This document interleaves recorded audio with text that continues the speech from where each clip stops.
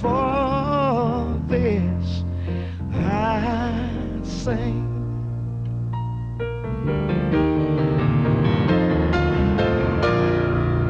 And where my father died, land of the Pilgrim's pride. Oh Lord, from every mountain side, oh, let freedom, let it ring.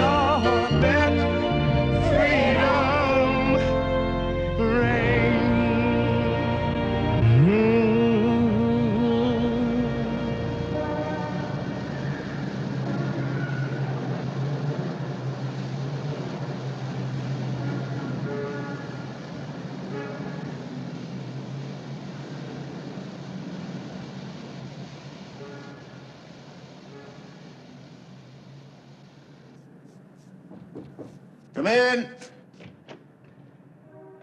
Good morning, Mr. President. Good morning, Mr. Willard. General Rourke and Professor Foster are waiting downstairs. I'll send them up. Send them up. Can't afford to keep important people like that waiting now, can we, Mr. Willard? No, sir.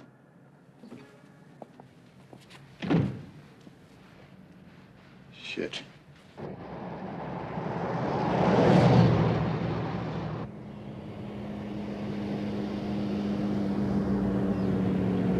Want me to pull over, Captain? Yeah, I guess you better.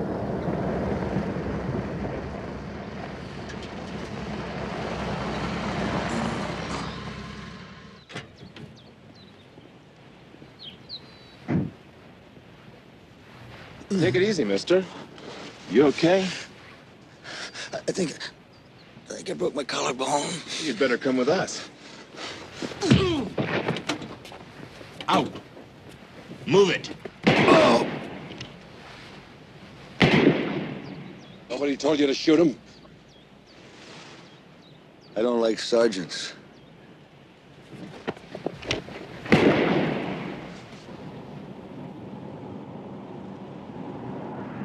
Conservative groups are pushing for the governor's ratification of this bill. Latest update on the prison breakout. The Montana State Highway Patrol has General? added 17 roadblocks. You care about the news? Search continues for 4 murderers. Never between escaped from wars. Montana State Penitentiary Get in some Jailhouse music. Last night. One of the convicts, Right, sir. a former patient.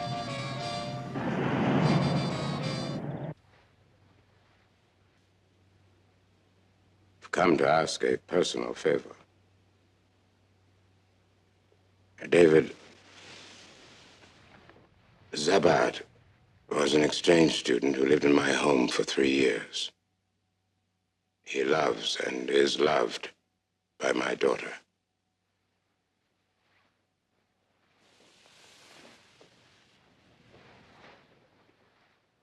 Jesus Christ. If he were my son, I could not love him more. I've come here to beg for his life. Zabat gunned down the head of a country. Sure, he killed a dictator. But how the hell can I put charity above the codes of all civilized nations? You're asking me to send a killer back to law school. I grant Zabat sanctuary. I give tacit approval to every dissident with a cause and a gun.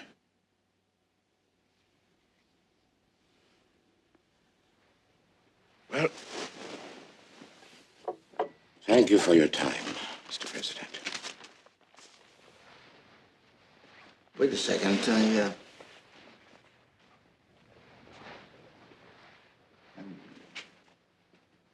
your daughter that. David.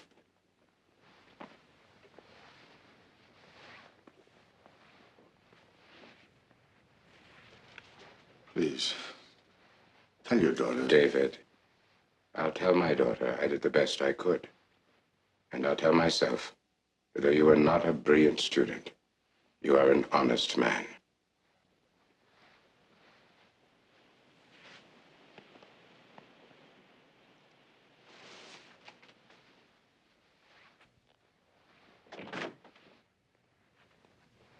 Professor?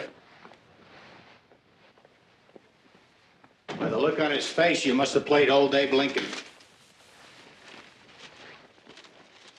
Obviously didn't tell him that we had to trade that kid for our air bases.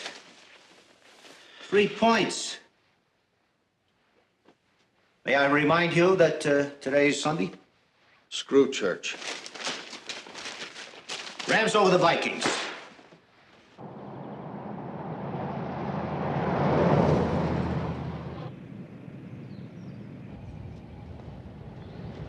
Safecracker, turn on the heat. Put on the coffee, Mabel. Africa, you never get cold? No, just cool. Cool. Up there on your left, about 60 yards. Got it. Now remember, we have to be finished by 8 o'clock.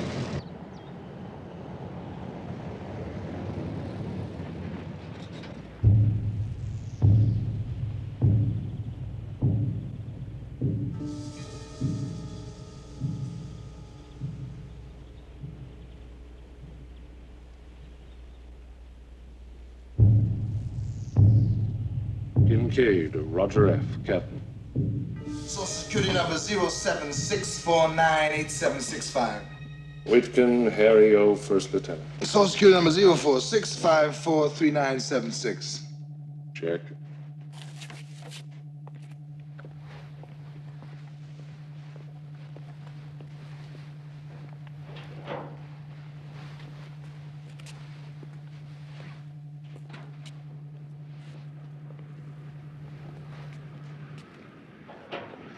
Minutes late, not bad for a new crew.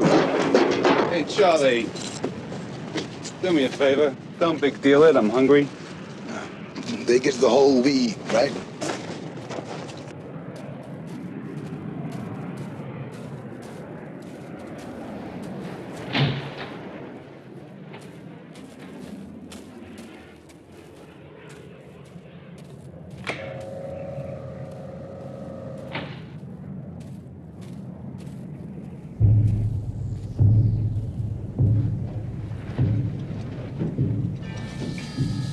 Place looks deserted.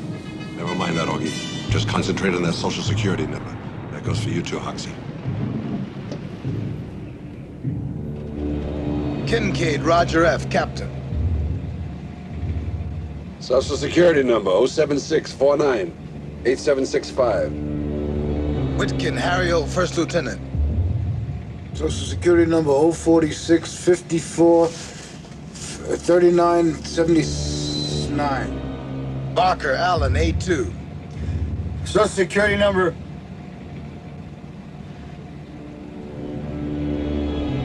119590073. Rams. Vikings.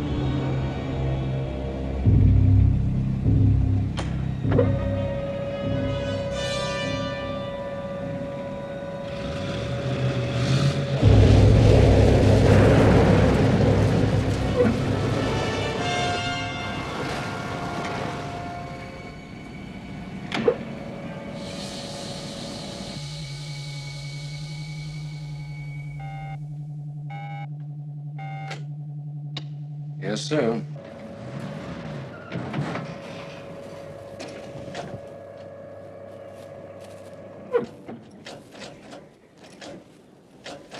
The damn thing won't start. Would you take the wheel, sir?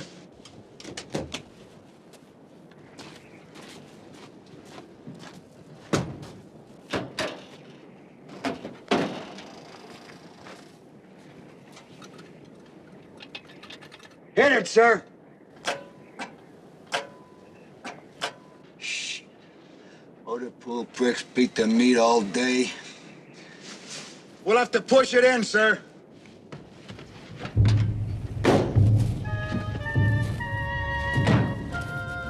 Remember to watch the cameras. You men, give us a hand. Push in unison. Count off.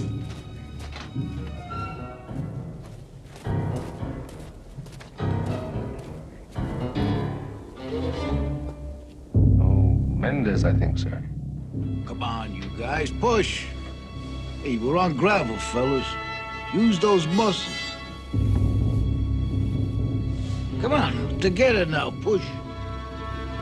We're trying, sir.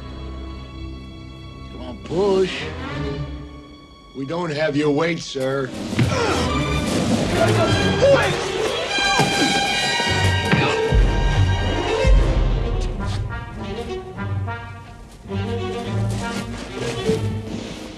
Come on, let's go. Hurry now.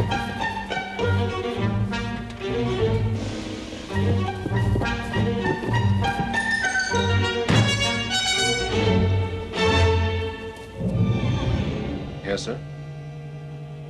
Yes, sir. Yes, sir, I sent that over a week ago. Yes, sir. Yes, sir. Triplicate, yes, sir. Yes, sir. I'll ask him when he comes in, sir. Don't! Yes, sir.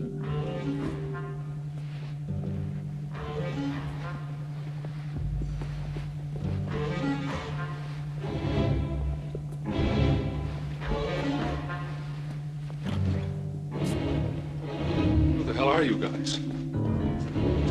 Where's that sergeant? You were supposed to bring him in here. What a cheap joint. I seen better crappers.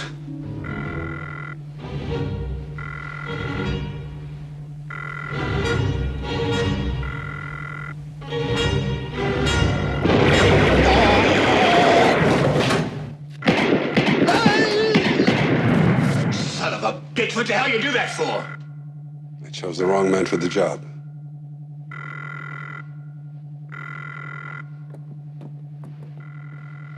Oh!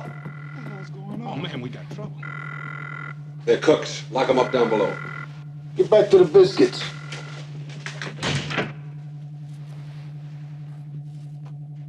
Security here. Anything wrong with that car? No, sir. Replacement missile combat crew, 962B, reporting for duty, sir. Affirmative, security. Put Captain Kincaid on the box for challenge. Right away, sir.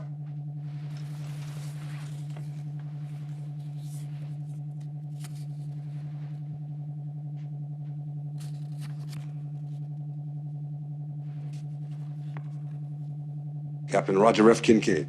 Captain Kincaid, what is the password, please? Romeo. Second word. And Third word?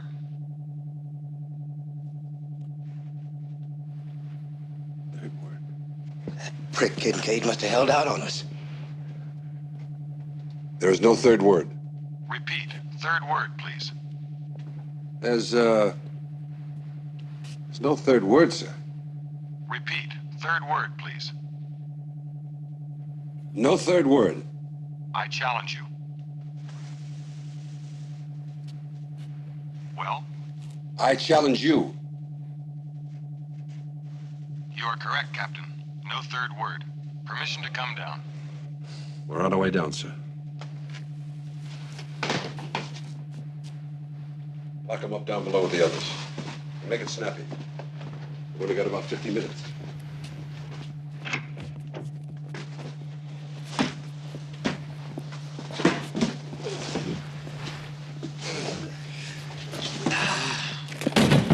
Let's go, let's go. Guy's got brass balls. He's got a brass skull, too. I mean, Hoxie's the only one who can open that safe, dummy.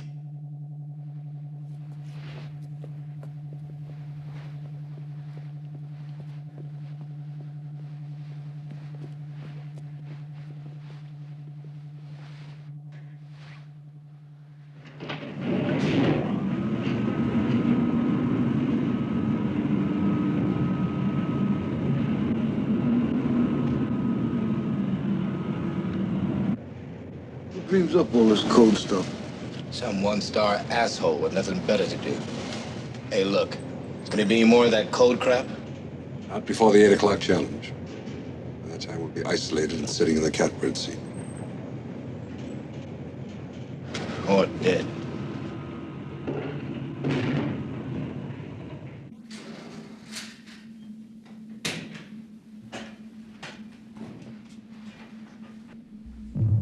Looks like the Holland Tunnel.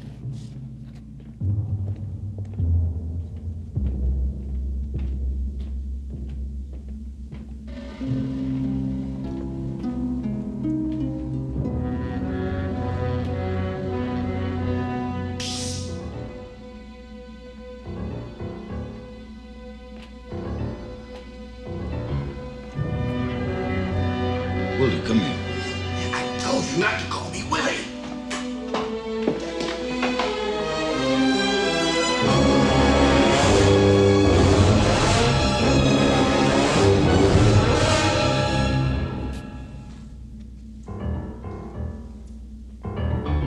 It's like Star Trek all over again. But even Uncle Louie ain't seen anything like this. Garbus, Hal. Come on, you're not on vacation. This isn't Disneyland.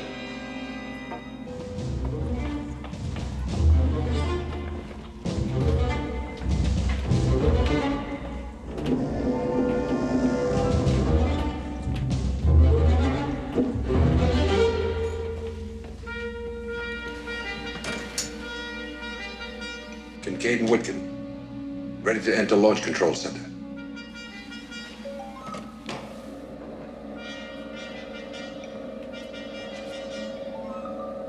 Remember, move fast.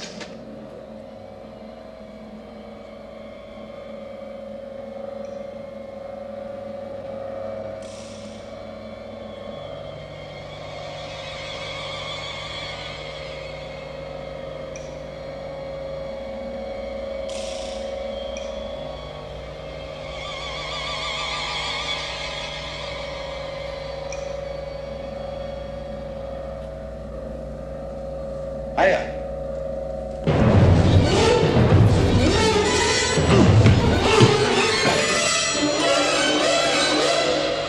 Larry.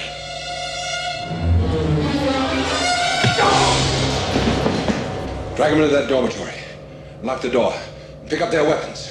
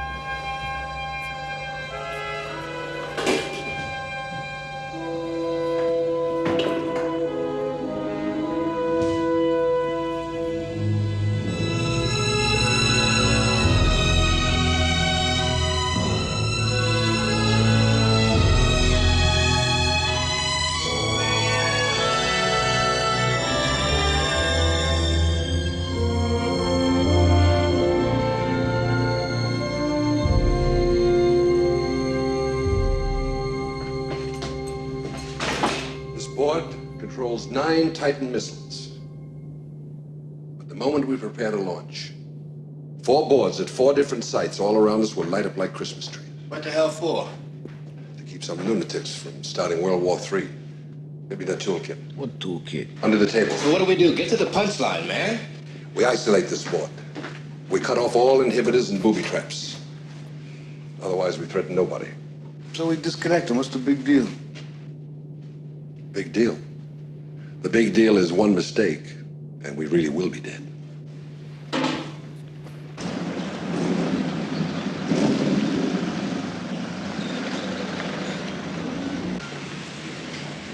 Dr. Robert Pryor. Dr. Robert Pryor. Please report to 3rd floor OR. All right, easy, you guys. Easy, gently. And he's lost a lot of blood. Now, this green tube contains a chemical called sarin. Now, we're going to remove it, and we have to be very careful. Because the ends are extremely thin, and they'll rupture if it's tilted. So? The result will be terminal. You mean that green shit's gonna kill us? That green shit, as you so colorfully put it, produces a deadly vapor when exposed to oxygen. You mean we broke out of death row to end up in a gas chamber, right? Not if we keep it absolutely horizontal. Uh-uh. I ain't messing with no poison gas. You didn't tell us nothing about that. No way. You can just count me out, baby. Where's he going? Nowhere. Come here, Augie.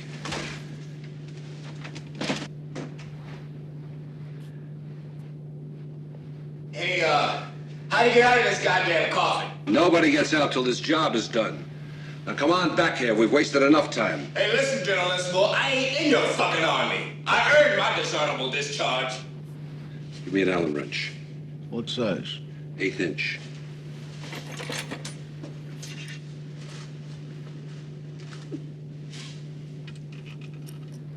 Jive ass honky. We've got an unidentified victim of an assault.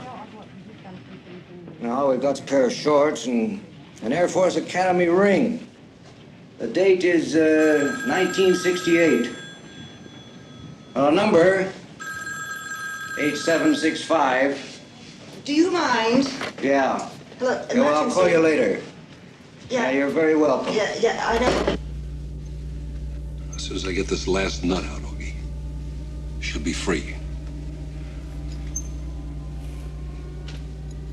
General, I got a funny Now, Augie, relax. Now, slide it gently toward me till it's in the clear. Till it's in the clear. Now, just easy. Keep your eye on that bubble. As long as it remains in the middle, we're okay. All right, bring it toward me. No. Now, wait, just hold it. Give me your left hand. I can. You gotta clear that stanchion. Augie, you've got to get your hands around to this side of the stanchion. Now, give me your left hand. Now, bring it around here. That's the idea. All right, now you got it. Now, release your right hand. I can't. I don't think this is going to work. My hands won't listen. My fingers, they're stuck. Augie, let go. Augie. Oh. Now, Augie, take it easy. Don't freeze up now. I'm trying. Just let your right hand go. My right hand go. Augie, let your right hand go. No, Augie. Now, just hold everything. Now, let your right hand go. Let your right hand go. Ooh, I ate.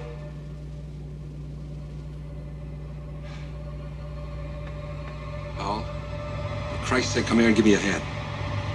Powell, for Christ's sake, come here and give me a fucking hand. Augie, just take it. I don't think it's gonna. He froze. All right.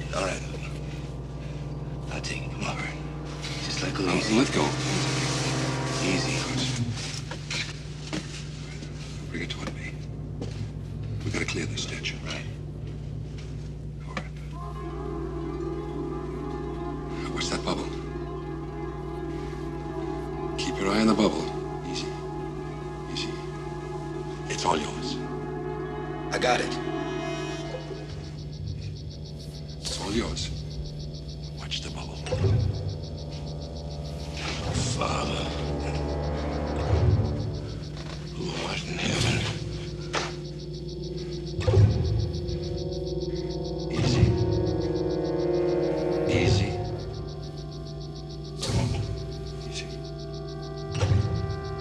Beautiful.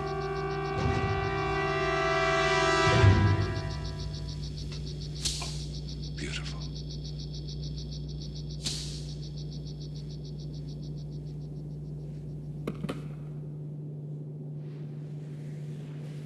Jesus.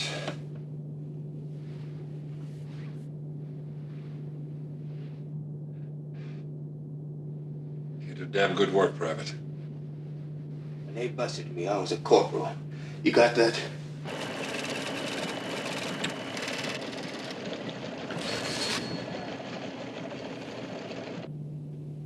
Come on, you guys. Time's running out. What do you think? Well,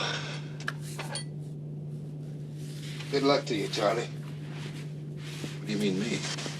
You told me you knew about demolition. You told me in the can you know everything about explosives. Yeah. Well, I would have told you I was George Wallace with a tan to get out of that shithole. Willie boy, you're beautiful. So what are you gonna do? Well, Willie, you may wish you're back in that shithole. You say that to say what? Sachs, just like General Motors, they like to change their equipment every couple of years.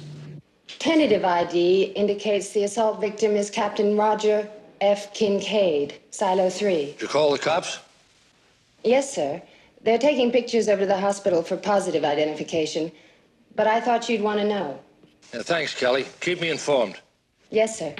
I hope you guys are having fun down there. One of those phones is gonna ring any minute.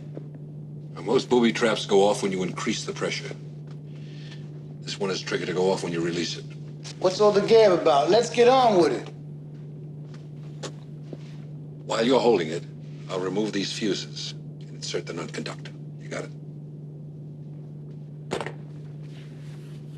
The hell is it? Oh, you mean that little thing that was in Hoxie's pocket?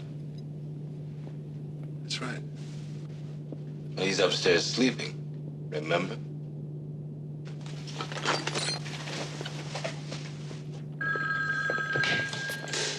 General Stonecipher's office. Sergeant Shortland speaking. All done? This is Colonel Horn. Is he there? Colonel, he just left for Hangar 5, sir. Non-conductor.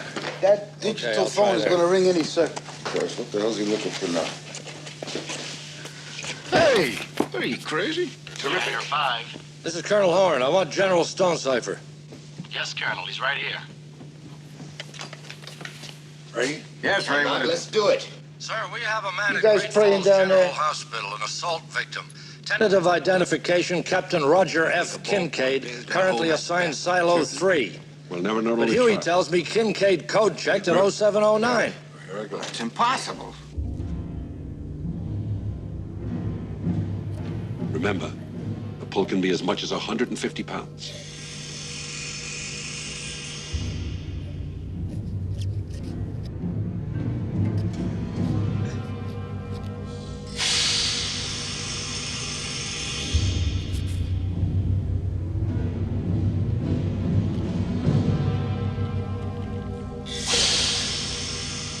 Only 30 seconds, you guys.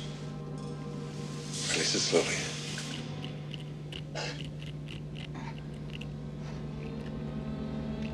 Easy.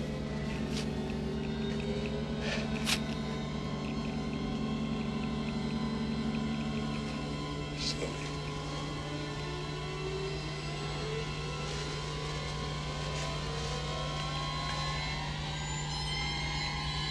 Slowly.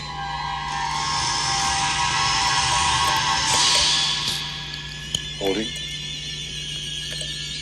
Let go.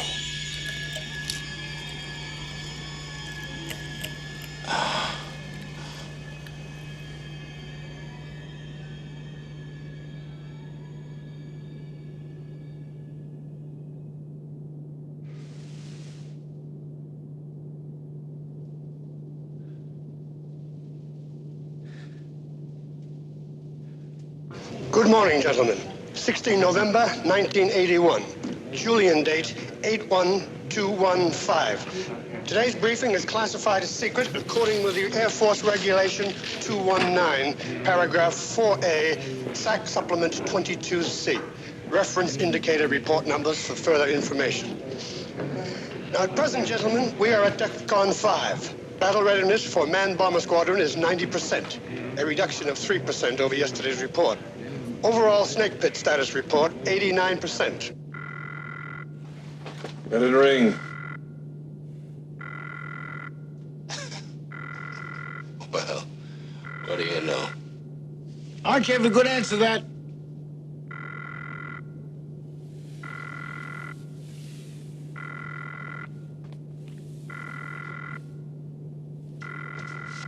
They'll wait.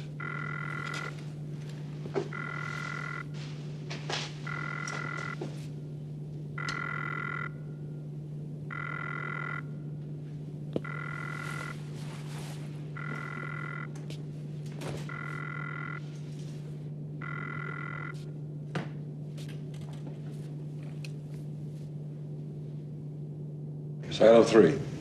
This is touchdown. Give me the first word, please. Touchdown. Please connect me with your duty controller. Silo 3, who's... Touchdown, I gave you a direct order. Hold for duty control. Silo 3 wants to talk to duty control. Silo 3? Yes, sir. Silo 3. This is duty controller. Identify yourself, please. You will inform SINCSAC that Silo 3 is in hostile hands. I repeat, Silo 3 is in hostile hands. Look, whoever the hell you are, unauthorized use of telecommunications is forbidden. I suggest to you stop this nonsense. Right now. I want to talk with General Martin McKenzie, direct, private, and now. Look, this is your final warning. If you don't get off that phone, you are going to be in so much bloody trouble. I suggest... Who am I speaking with? Identify yourself. Colonel Alexander B. Franklin. Now, who the hell am I talking to? Colonel Franklin, this is Lawrence Dell, and we have taken control of Silo 3. You will inform McKenzie that we have knocked out his cutoffs and inhibitors, and we can now launch his 9 birds. I repeat, we have full launch control. First time I've ever seen him with a hard on. What do we do now?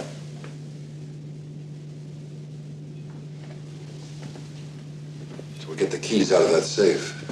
We're bluffing. Now, aren't you sorry you killed Huxley? There are 2 men in there. One of them will have the combination. Let us ask, how can we ignore these facts while lusting after BX goodies?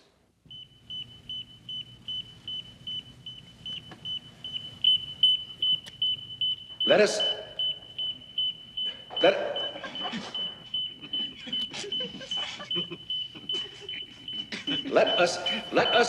ask what our responsibilities are to our fellow man, social scientists and street corner philosophers.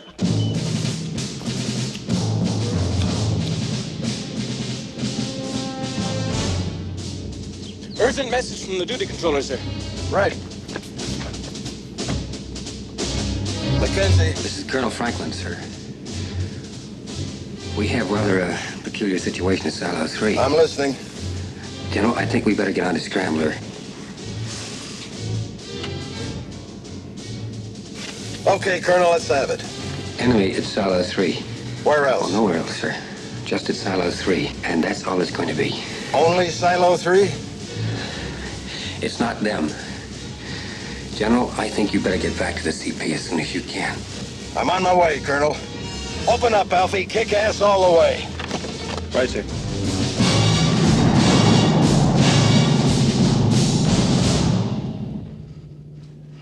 Sandy,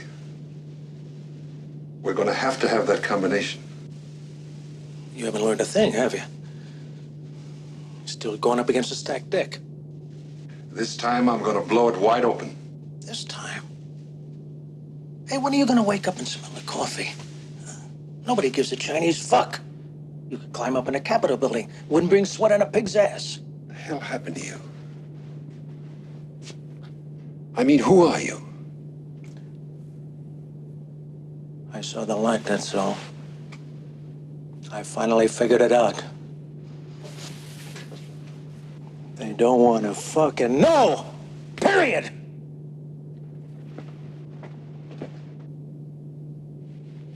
Sandy, if we can expose their true intentions, we can force They'll crucify you. That's what they'll do.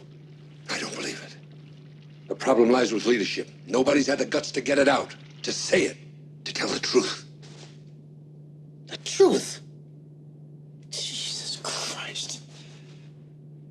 How long were we caged up? 5 years? Huh?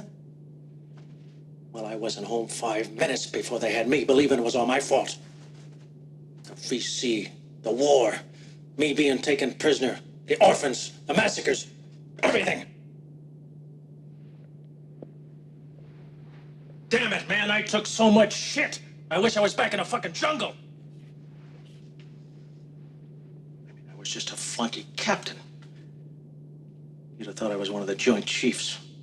That's because nobody knew how it happened, or why it happened. Now they're going to find out.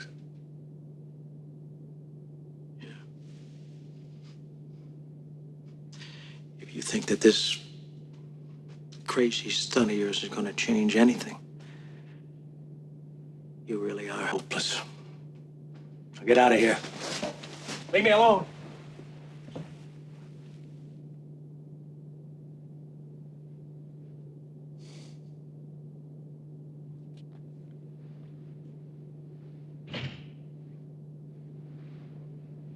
For a man that broke out of the joint to steal $10 million, you sure talk a lot about God and country.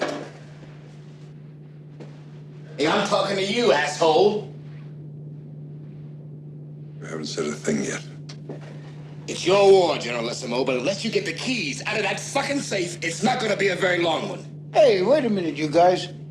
Didn't you say something about every system needing a backup system? That's right. Ooh, well, allow me, sir.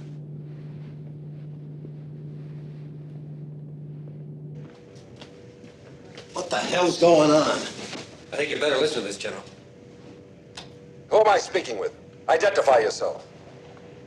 Colonel Alexander B. Franklin. Now, who the hell am I talking to? Colonel Franklin, this is Lawrence Dell, and we have taken control of Silo 3. You will inform Mackenzie that we have knocked out his cutoffs and inhibitors, and we can now launch his 9 birds. I repeat, we have full launch control.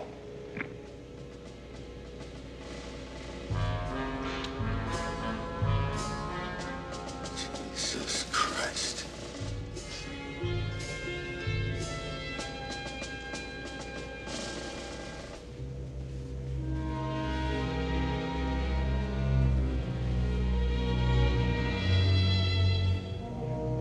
They did it, General. Don't ask me how, but they did it. Would you please check this back to computer control? That's impossible. Colonel, I have a limited tolerance for humor.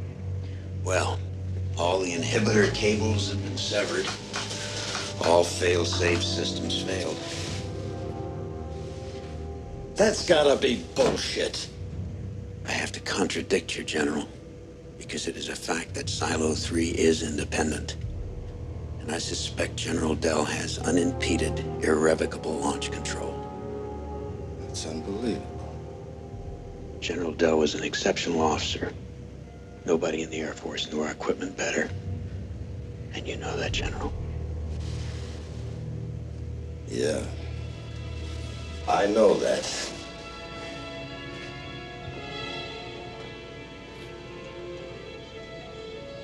What do you think? I don't know what to think. That's Charlie to touchdown. Approaching target area. Charlie 1, Charlie 2, going in. Charlie 3 will remain in radio contact. Going down.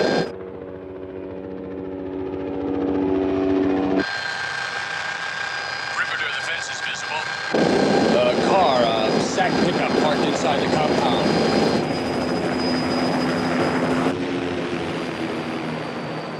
This appears intact. We're going down.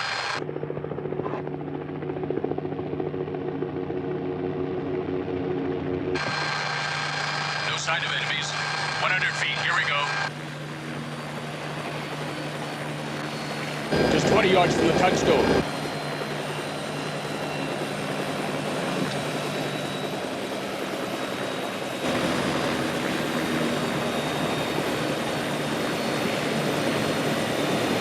Attaboy. Everything by the book. You confirm my faith in the military. Well, what do you know, Jack Fox? They got the first team working today. And it's Sunday.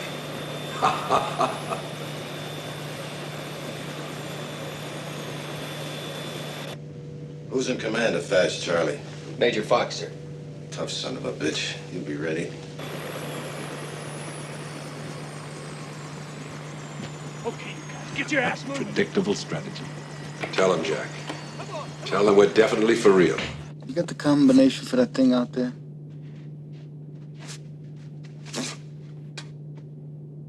screw you. Like I used to tell those scabs back in Jersey, it's a shame they gotta go to the hospital with no union benefits. You got a dog? Does he got one? Hey, buzz off. Captain's gonna need a good C&I dog before this party's over.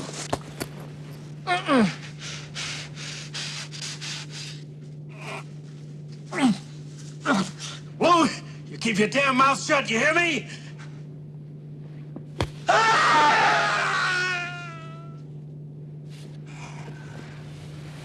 Oh, boy. That leaves one. Now the rest is up to you. Are you gonna leave the captain with one good eye, or are you gonna pull the curtains completely? Blinded him? I asked you first, didn't I? And you didn't want to cooperate? Wait a minute! Wait!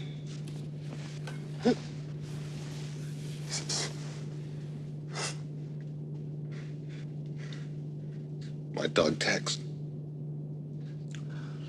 Okay. The dog tags. It's a combination. You know, you really are a nice fella. And you're a fucking animal. Now, what the fuck kind of attitude is that? Don't cry.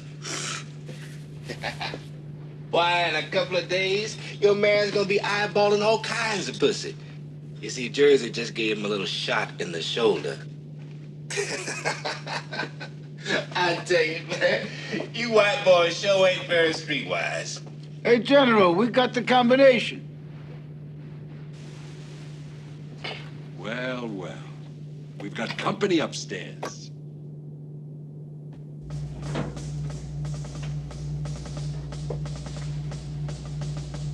Right out of the Air Force manual.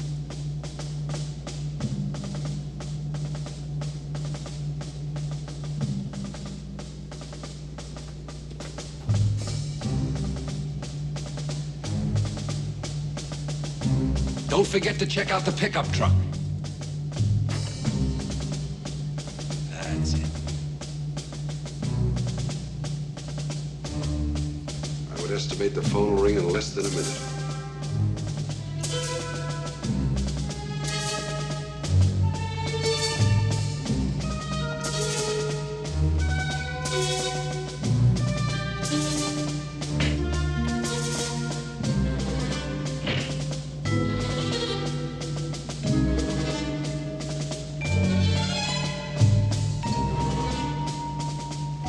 Guardhouse empty.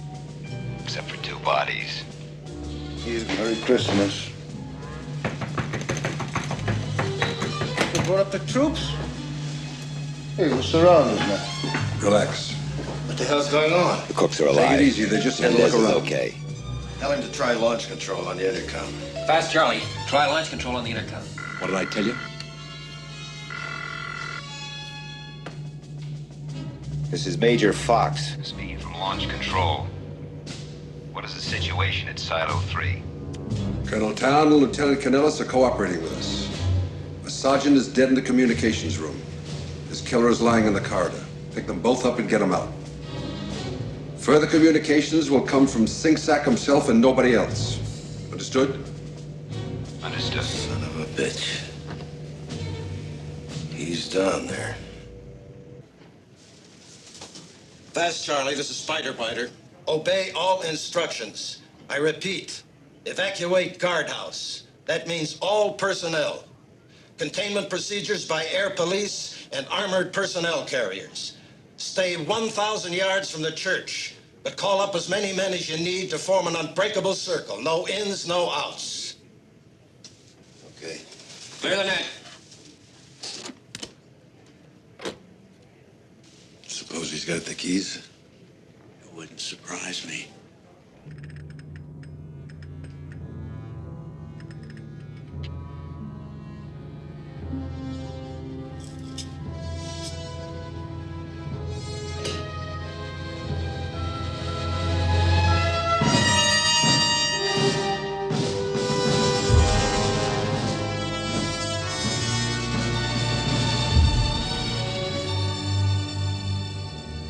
Gentlemen, we are now a superpower.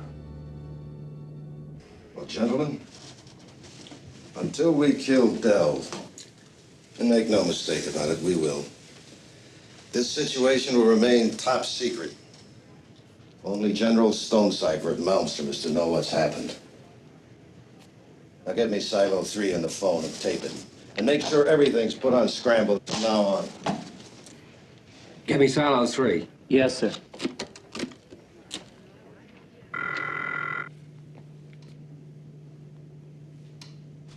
This is Mackenzie. Greetings, General. Dell, I can't believe a former general officer of the Air Force, no matter what the grievance, would humiliate the service. Mac, let's cut out this shit. We both know what these 9 birds can do. You've got exactly 1 hour to connect me with the old man. Now look, you lunatic son of a Lunatic bitch. in my book is defined as someone who buries the truth. I intend to hold it up to the world and let them see what it's really like for a change. I'm telling you, Dell. You're telling me nothing. You had your chance. 100 times I begged you to go upstairs and to tell the truth. But no. You sent my memos to the shredder.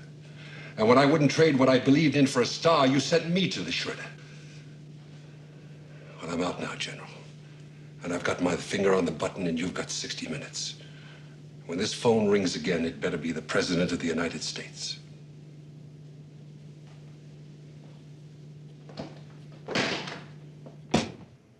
Well, what does he want?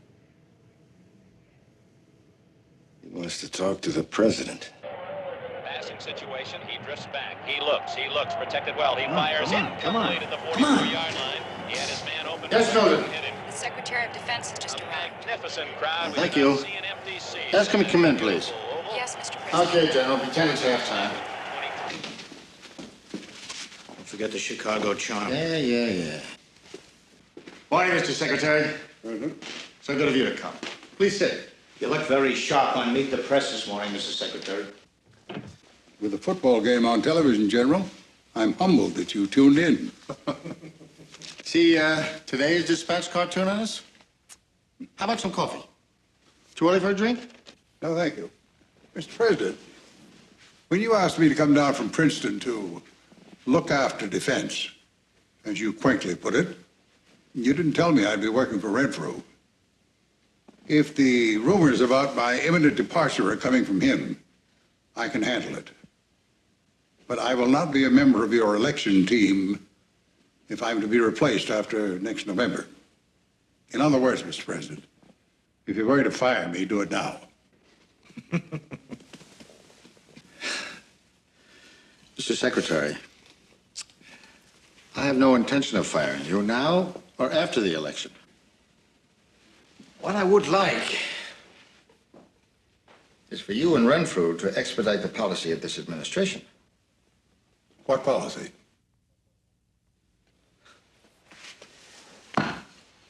You're saying we have no policy.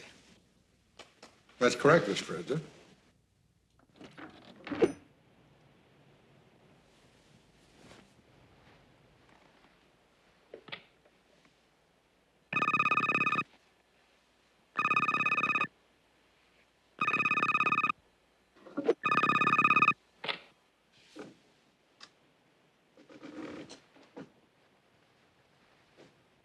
This is Stevens. Mr. President, this is General Mackenzie. We're on Scrambler. Yes, General. We have a crisis situation at one of our missile centers, sir. I'm listening. 3 escaped convicts, led by a former general in the Air Force, Lawrence Dell. Wait a minute. He the general convicted of killing somebody out in Wyoming? Montana, yes, sir. They penetrated an ICBM launch center near Malmstrom. And, sir, we've confirmed that Silo 3 is isolated. Isolated?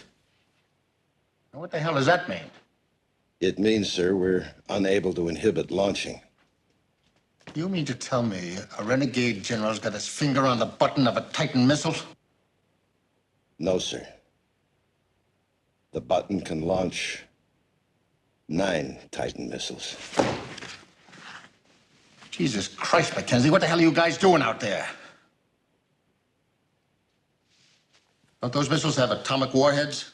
Yes, sir. Titan's our first line of defense. How in the hell does some joker walk into a top-secret installation and get control of the most sophisticated weapon system in the world? Now, you want to try to explain that, General? Lawrence Dell is no joker, Mr. President. He was on my staff for 2 years. He was one of the primary designers of Malmstrom's missile installation. Where are these missiles aimed, General? I don't know, Mr. President. You don't know? All target areas are classified, sir, known only to you, the Joint Chiefs, and the National Security Council. Now, take a guess, General. Well, I would assume, sir, the target areas are somewhere in the Soviet Union. Have you, talked to this Dell character since he assumed control of, Silo 3. Yes, sir, I have. He told me that if he didn't talk to you in 58 minutes, he was prepared to launch. Did he say anything else? He had a number of things to say, Mr. President. I can send you a transcription in a matter of seconds. General, I'm going to ask a straight question. I want a straight answer. Yes, sir? Is there any way to talk those bastards out of that missile silo without endangering the entire world? No, sir. Second question. You said General Dell was on your staff. You must know him pretty well. Do you think it would be possible for me to, well, let's say, negotiate successfully with him? Well, sir, I've watched you turn swords into plowshares on TV. But in this situation, I wouldn't count on it. I appreciate your candor, General McKenzie. Oh, there's one more thing, Mr. President. In order to launch, 2 keys must be turned simultaneously. These keys are locked in a wall safe. We have no way of confirming that Dell has opened this safe. What's your opinion, General? Well, those boys in Silo 3 are the best we have, Mr. President. I don't think they'd crack. No, sir. I think the son of a bitch is bluffing all the way. You better be right, General.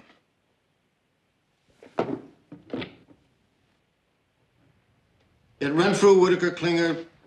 Who else? Chairman of the Joint Chiefs, Pete Crane of the Air Force. Right. Tell him to come in by the tunnel from the executive office building. It'll be less conspicuous. Yes, sir.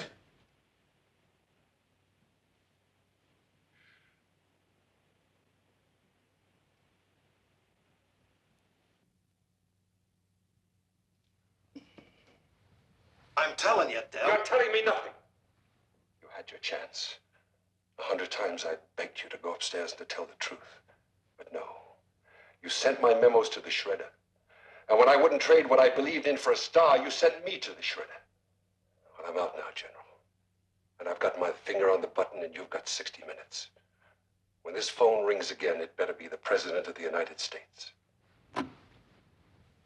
Anyone want a replay? Oh, once is enough. I think we got the Mr. President. No, Mr. President. Stay seated, gentlemen.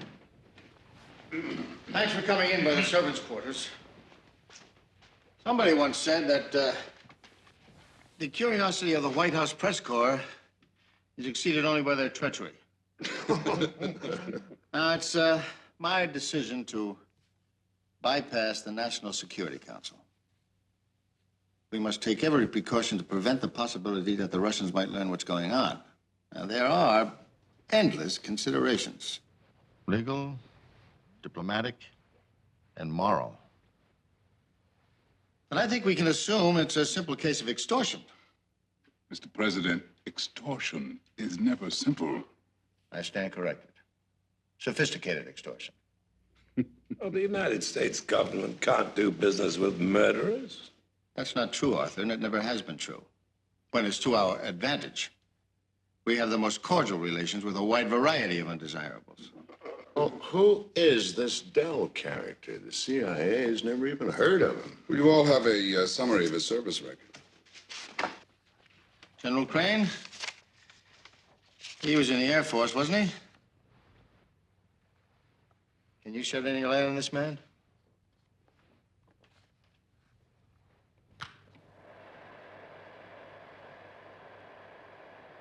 For almost 30 years, Lawrence Dell was a superior soldier. But he had great difficulty in adjusting after 5 years in a prison camp. When he came home, he found that his wife had left him. He was moody, dissatisfied, unhappy. We tried various... You railroaded him.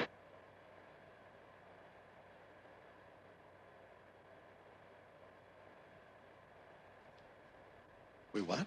We railroaded him. He was political. He was radicalized. We made him a general to shut him up. The one star didn't work. He kept right on trucking. Then he threatened to go public. The incident in Montana came up. What incident? He got into an argument with the brother of an MIA, and it turned into a brawl, and this fella had a bad ticker. The whole thing was simply an accident, but it was just much too good an opportunity to pass up. So...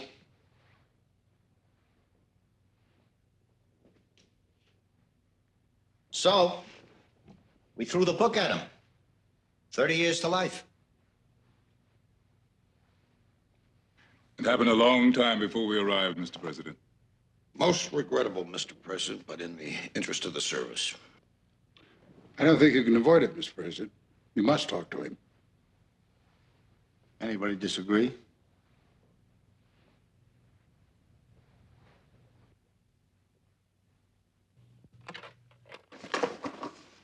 Mildred, get me Silo 3 at Maelstrom for the president, please. Yes, sir.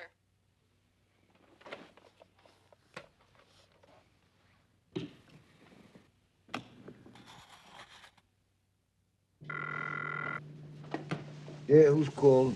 David Stevens. May I speak to General Dell, please? Hey, it's really him. It's really him. Wow, I'm not kidding. That's the president on the phone.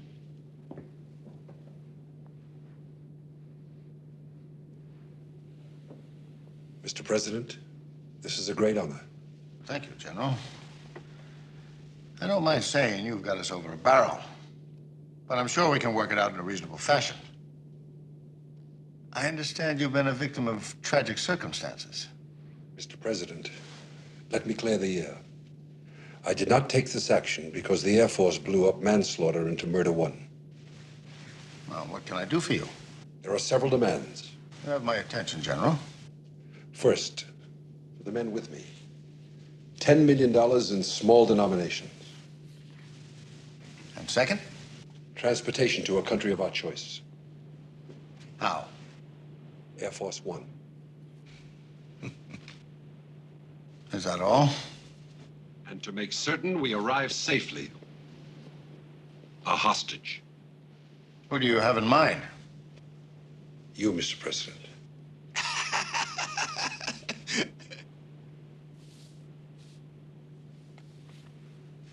I see. Anything else?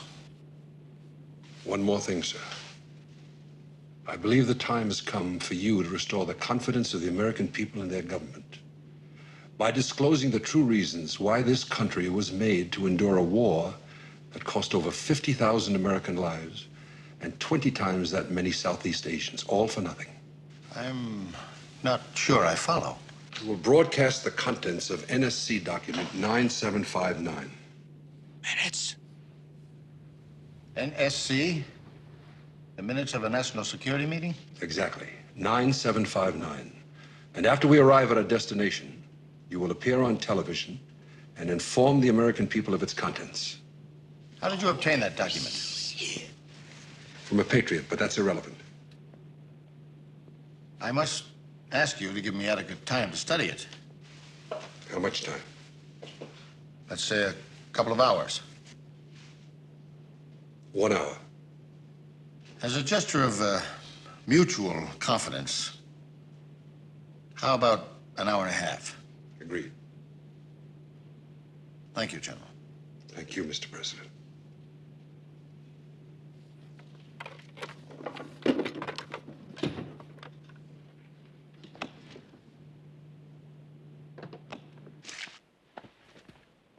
That rhetoric, he could be elected governor in 10 states. Have Stoney put all units on combat alert. And move in a command trailer for me outside video range of Silo 3. And I want direct lines to the White House, here, Malmstrom, and Silo 3.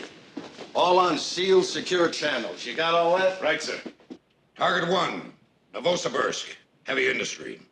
This is horrifying. I can't believe this. Cool it. Read and pass on. Gentlemen, until all of us have finished reading this document, any further discussion is irrelevant. Page 4, read and pass on.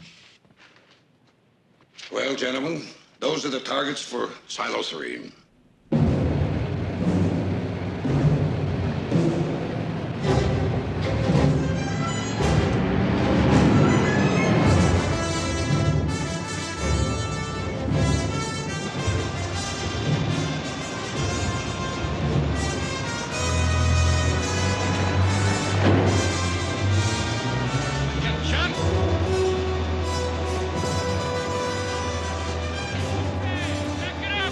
At ease.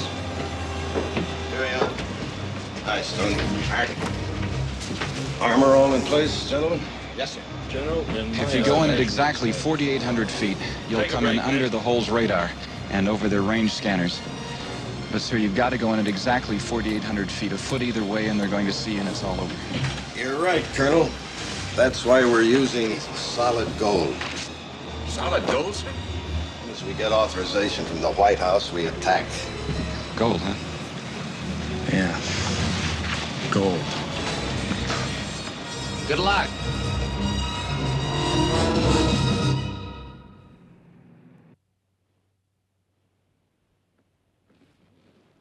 Mr. President? Mr. President?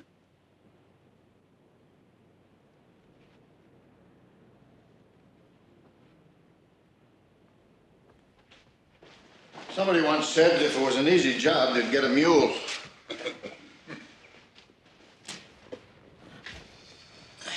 I hope that each of you will express yourself freely.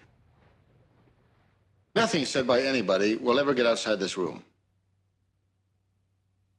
I really mean that. Mike? There might be some military blunder or a relatively unimportant axe that Dell was grinding, but this, Christ. General Crane? Oh, it makes us look like idiots. I'll take that back. You can live with idiots. It makes all the military look criminally negligent. How will our people respond? Could they take a jolt like this? I don't know. I really don't know. Ralph? Now, the CIA feels that such disclosures would be disastrous. Under no circumstances could we allow or want this material to ever be made public. Arthur? What's the State Department's position? You will note that the action taken that day was unanimously arrived at. Phil? I've been in the Corps all my life.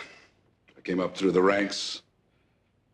I've seen other men arise to splendor in peace and war. I believe this country's great enough to survive the truth. And maybe, just maybe, this could be our last opportunity to trust our people. Thank you. Zach, what's on your mind? Listening to Phil, I was touched. Maybe we could do it under different circumstances, with more preparation. But to broadcast this with a gun to your head, Mr. President, that'd be a tragic mistake. O'Rourke? It's me, Mike. Let me talk to Pete. Yes, sir. Yeah, Mac. Operation Gold ready whenever you are, Pete. I'll get back to you. Well, Mackenzie's ready to go, Mr. President. We need your permission. Why does Sinksack think he can get his men in Silo 3 without being seen? Well, there's a blind spot directly over their television cameras, and the chopper will go right down on them. Once they get in, why can't they just drop it down the elevator shaft? Well, gentlemen, those concrete walls in Silo 3 are 8 feet thick, heat sensitive and steel reinforced. We place it directly outside the door, there'll be jelly in a millisecond. This weapon, what is it exactly? It's a miniature atomic bomb. That's what it is. Yeah, well, that's essentially correct. Small, clean nuclear device. What about radiation fallout? Oh, 60 feet, minimal. Define minimal. Well, acceptable. Acceptable to whom? The people of Montana? Considering the gravity of the situation, aren't we compelled to take this risk? Maybe. You might talk to Dell again. Who knows? Perhaps we can negotiate ourselves out of a critical situation. I agree. So do I.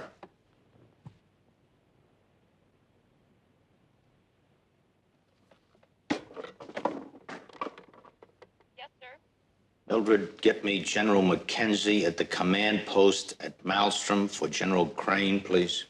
Yes, sir. Mackenzie. Hold up Operation Gold, Mac. Pete, for Christ's sake. General Mackenzie! Yes, sir. Now get Silo 3 again for the president, please. Right away, sir. Silo 3, Dell speaking. This is David Stevens. Yes, Mr. President. I'm prepared to make a counteroffer. I'm listening. Now, General Dell, you demanded $10 million. I'm willing to raise the ante to $20 million. 20 million? We'll also grant a full pardon to you, to Mr. Powell, and Mr. Garvis for all crimes. This covers the crimes each of you have been convicted and sent to prison for, and all crimes you may have committed up to this date. In addition, I will personally guarantee in writing safe transit to any country in the world that you may choose. Mr. President, I accept your financial and travel offers, but I must insist that you comply with my final demand. General Dell, there's nothing that I would like better than to wrap this up right now. But this office has certain limitations. I'm not free to do anything I want. If we're just up to me, I would say fine. But it simply isn't feasible to make this document public at this time. Mr. President, I'm not interested in waiting. Not for a month, a week, or a day. There's simply no time left. The doctrine of presidential credibility, by which I mean the license to lie at home and abroad, killed hundreds of thousands of people in a war that should never have been fought. This doctrine of credibility single-handedly destroyed the real credibility of our country. Instead of making us stronger, it presented us as incompetent, indecisive, helpless, to say nothing of dishonest. Mr. President, the devastation of Indochina, the countless deaths and sufferings of an infinite number of people, the dissent and unrest of our own people here at home, these events, born out of a policy of secrecy, was the result of the treacherous doctrine of credibility. I insist that the time is past due to eradicate this poison which is killing our people and our country.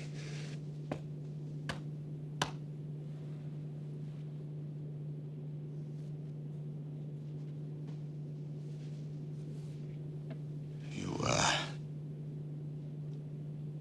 make a persuasive case, General Dell.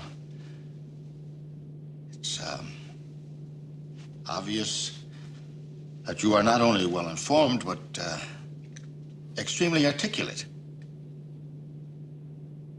However, I must respond by saying there are ramifications and, complexities here with which even you are unaware of. I won't argue that point, Mr. President. But the mothers and fathers of boys who died for credibility are going to rise up in fury. This purge is unavoidable, and it must come now before it's too late. I'm sorry, Mr. President, but this item is non-negotiable.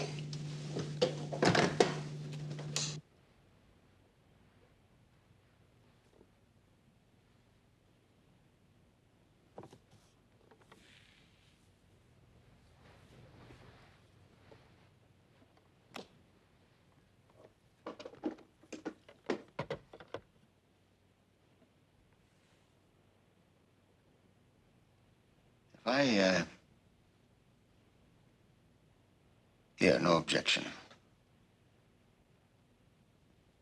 We'll proceed with Operation Gold. Mackenzie. Okay, Mac. It's your show. Thank you, General. We go. Chopper goes. Chopper goes. Yeah, that was up to that, Chopper. No kidding, I really do. Mackenzie. Chopper is airborne. I repeat, chopper is airborne. Thank you, Major. Chopper airborne. Major Fitz, begin your attack. I repeat, begin your attack.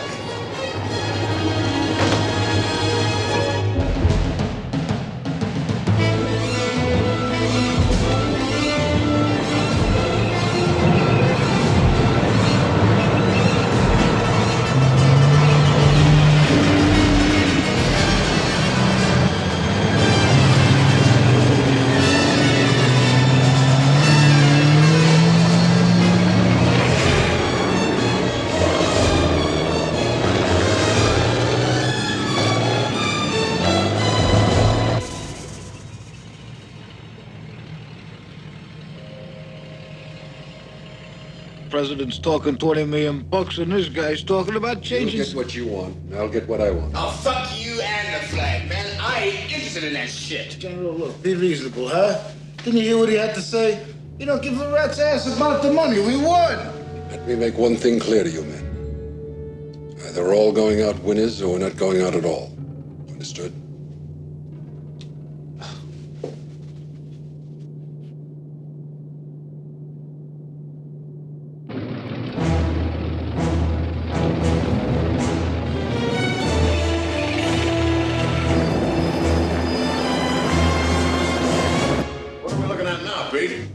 On the left, the TV camera in one of the tanks. On the right, the TV camera in the chopper.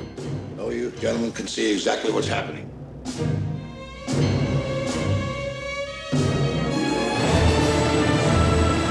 right.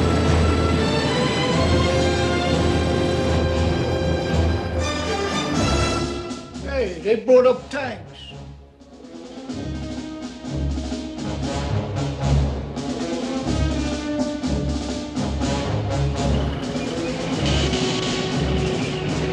How's that for your presidential credibility? It looks like General Patton coming down for it. They're gonna blow us up now. Get me Mackenzie. Now it's like we're on the 50-yard line. Hell, we're in the middle of this game. Unbelievable.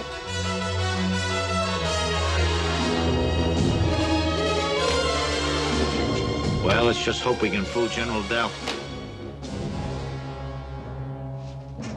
Well done. Thank you, General. Oh, my God. They're coming up.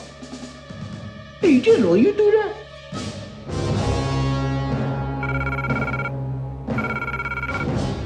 Red phone, Silo 3. Mackenzie. Mackenzie?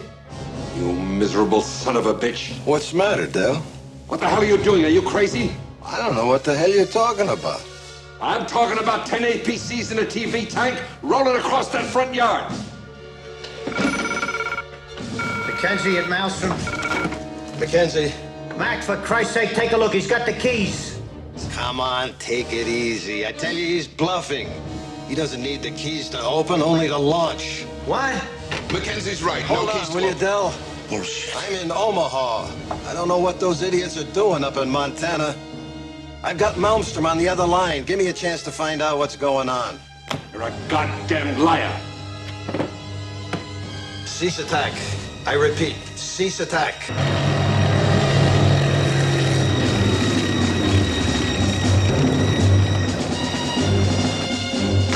They're stopping.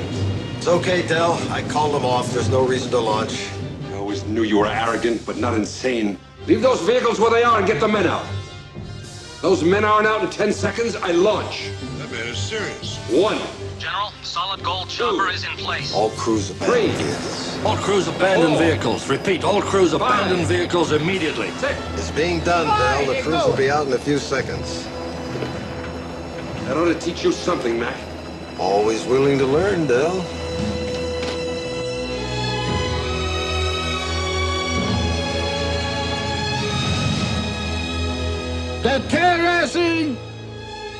Come on! Oh, I thought I was gonna piss in my pants. 150 guys against 3. No! General Dell, I'm with you. Forget Powell. General, Operation Gold proceeding according to plan.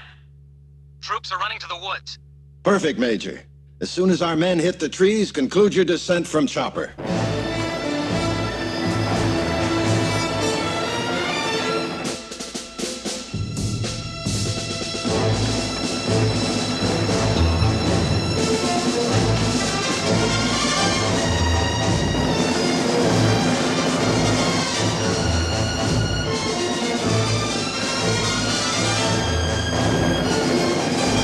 You guys ready?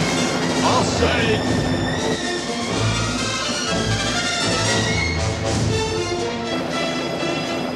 Let's go.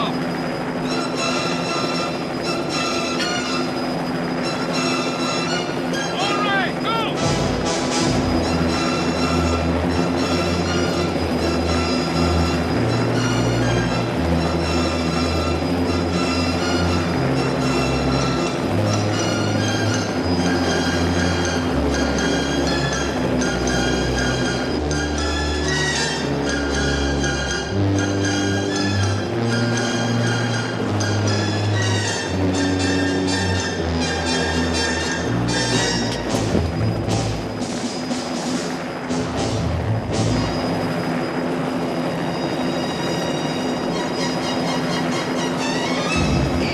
Take it easy.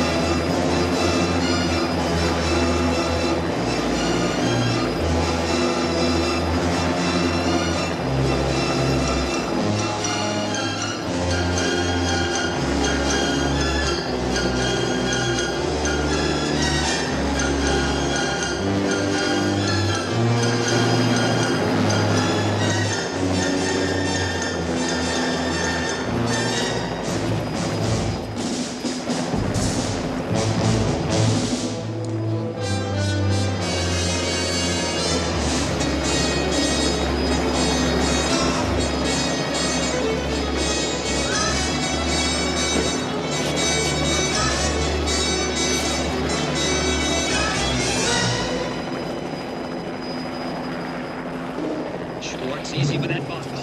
Don't worry. Check to the left. Watch the cameras. Slow watch.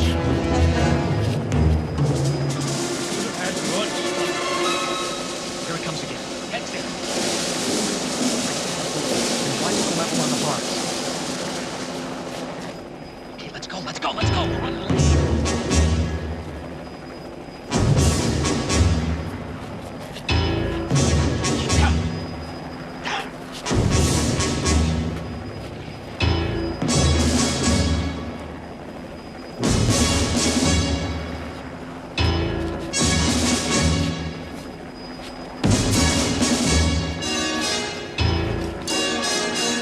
Take it easy.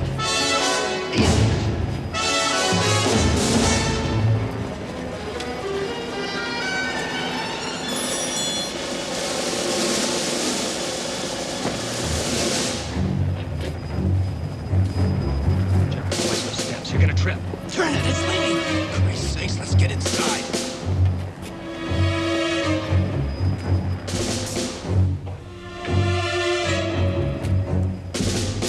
It's clear.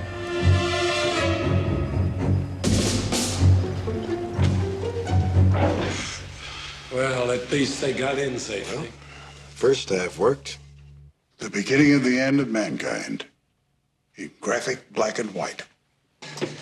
Come on, heads up. Okay, once we leave this place, there'll be as little conversation as possible. So if anybody wants to make a speech, this is the place, okay? What's the matter with you guys? The funeral's called off. Come on. Why? Let's go, huh? What are you doing, sleeping on top of Why bring up the tanks? Let's go, let's have those harnesses. Move, Do not use them. A diversionary attack, huh? You good? Divert us from what? Maybe that tank jockey jumped off on his own. I bet they kick his ass real good. Preparing to descend, sir. They're beginning their descent down the elevator shaft. They're beginning their descent down the elevator shaft.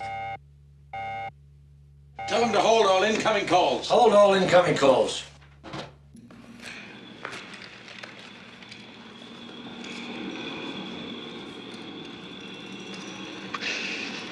Damn mission.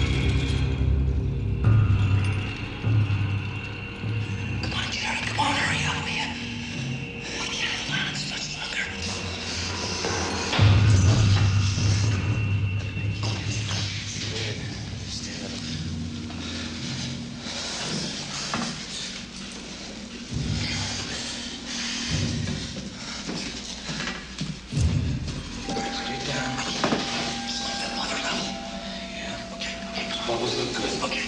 How's your feet? Fine. Okay. Now lay it down. You good?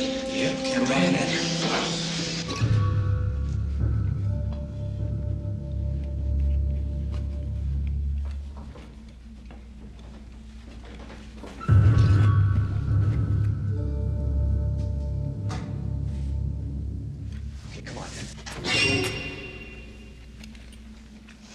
Come on, hang on. No. Okay, let her go. Let her go. Let her go.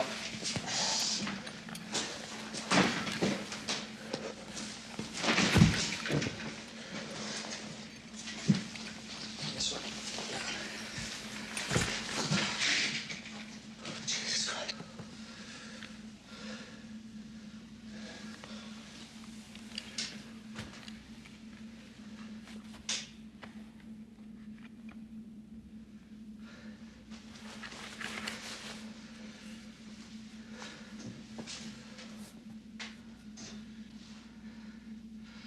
Descent completed, sir.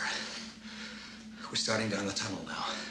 They are now in the outer control room. Descent is now complete. You're now in the outer control room. Get easy. These goddamn TV controls probably don't even work. Okay. Come on, you're shaking the box. I'm not shaking it. You're shaking it. Can't even gauge. They can't hear us, can they? You kidding? Just look at that door.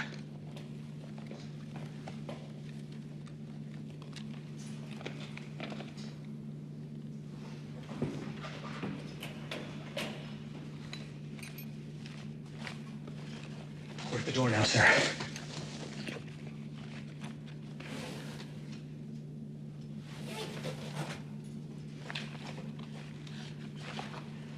What do they think? They think they're fooling with a bunch of kids, huh?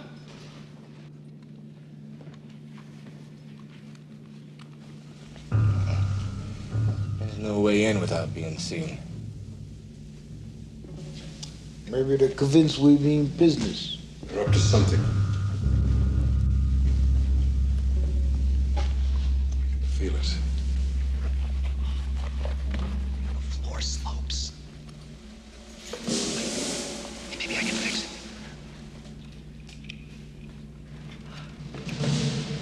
That's it.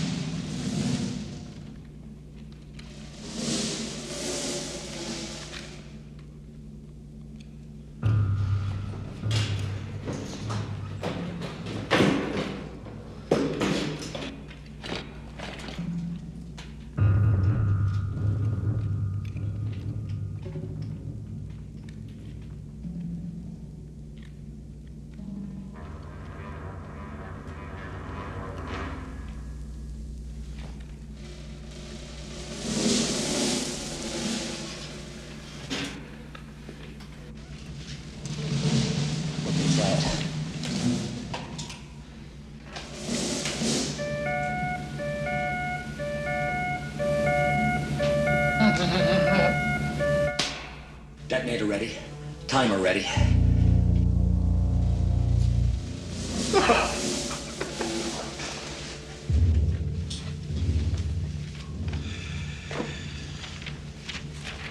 Do you read me, sir? Detonator ready. Timer ready. Detonator ready. Timer ready. Detonator ready. Timer ready. Okay, check the balance.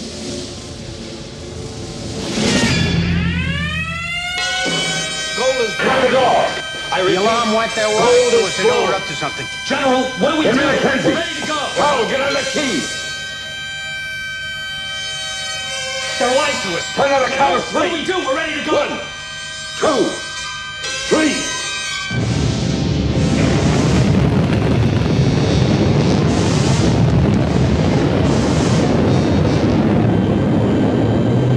What the hell is that? Seconds and counting. 60 seconds permission to fire. Mackenzie! We're launched! Request Turn off that fucking siren! The ball wants 55 seconds and counting!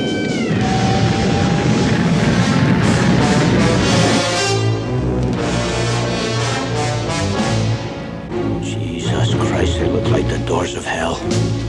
I never thought it would end like this. Well, you asshole. Dill's bluffing, huh? He doesn't have the keys, huh? He can't launch, huh? Well, look again, Mackenzie, and tell me those aren't fucking missiles.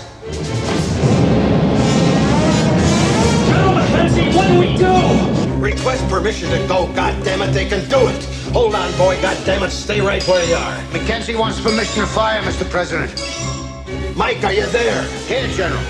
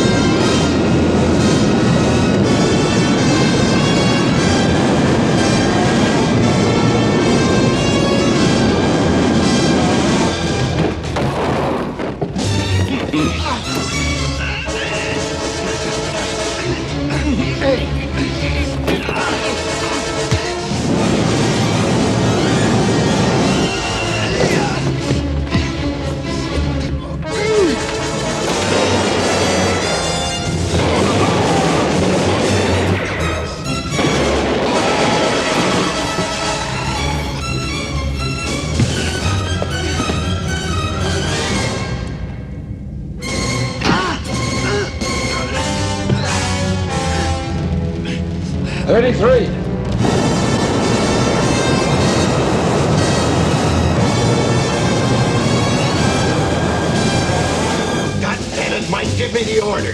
General, what do we do? Give the order to fire. Please, General, give me the order. Tell me what to do. They know we can win.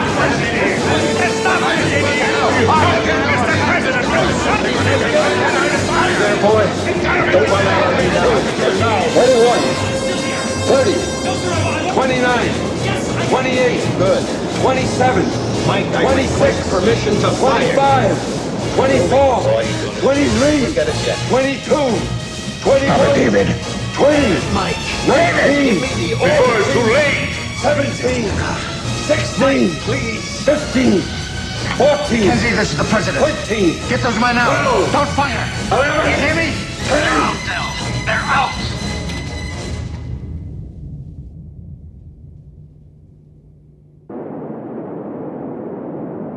Out.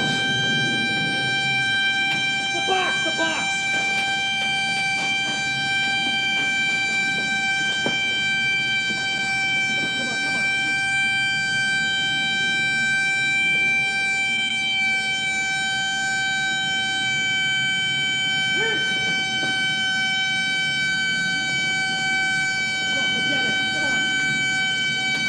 Come on, let's go! Let's go! Come on! Let me ready! Get it higher! Higher! Come on, let this guy! Hurry! Hurry! It's bleeding! Run!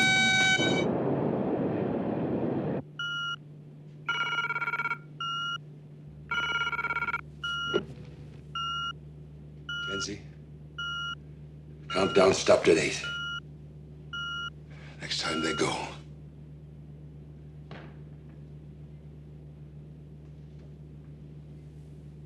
Close the silos.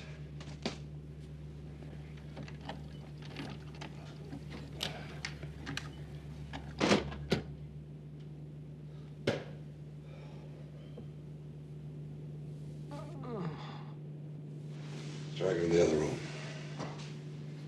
Tie him up.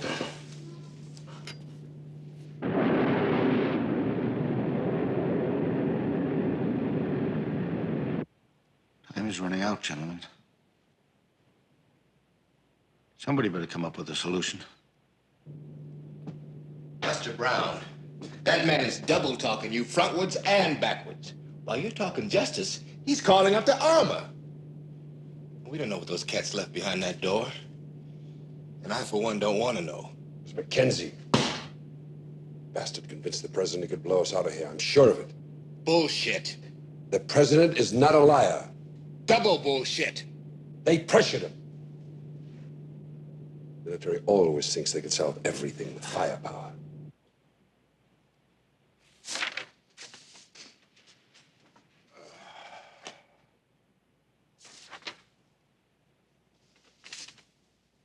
Unbelievable. I'm reading it for the 10th time and I still don't believe it. Gentlemen, can I have your attention, please? Something I want to read to you out loud.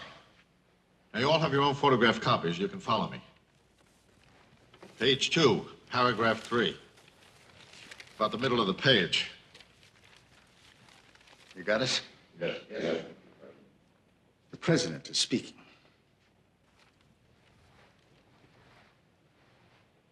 Are you gentlemen telling me that more boys are going to die?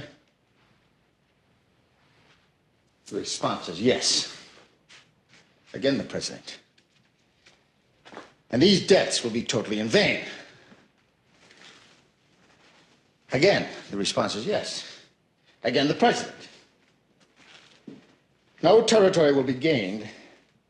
There's no hope of winning. And we have no chance of defeating the enemy. The response is yes. And now we come to the big one. The president says,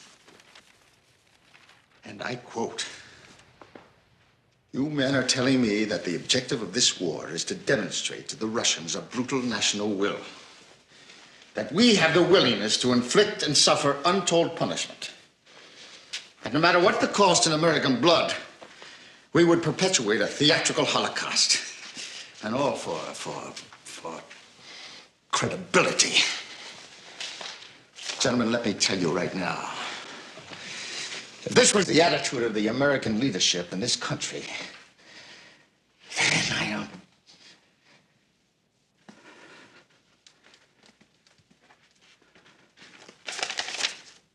Arthur, what in the name of the Holy Father were you thinking of? You attended this meeting. How did it happen?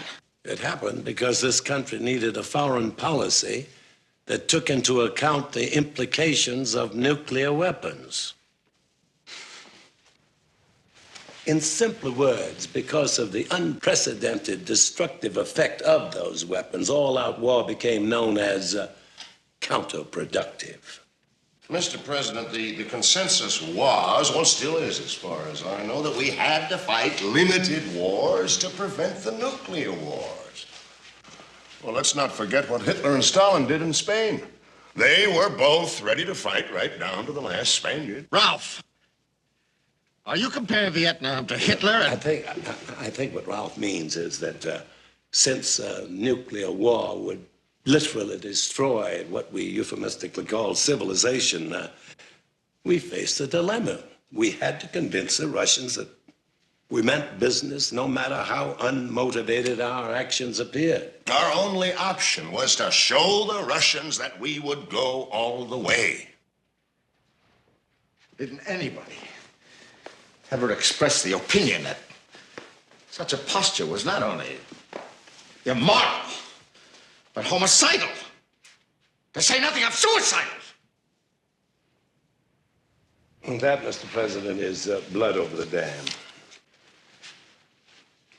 So, we killed and maimed over 1 million people. Not for military, territorial, or diplomatic reasons, but to prove we're totally inhuman. Not exactly, Mr. President. The objective was to prove that we were capable of inhuman acts. Thank you, Arthur, for that fine distinction. Well, hoping, of course, that this knowledge would inhibit the Russians' plans for world takeover. I see. Mr. President, you mustn't take this personally. We were forced into this with the Soviet Union. It's a game. They play the game, we play the game. It's the way business has been conducted since, what, 1945? All presidents have had to do it. Their missiles removed from Cuba, we pull ours out of Turkey. Well, that's terrific, Ralph. That's just great. So I'll just get up on national television and tell the American people it's all cold, calculated gamesmanship.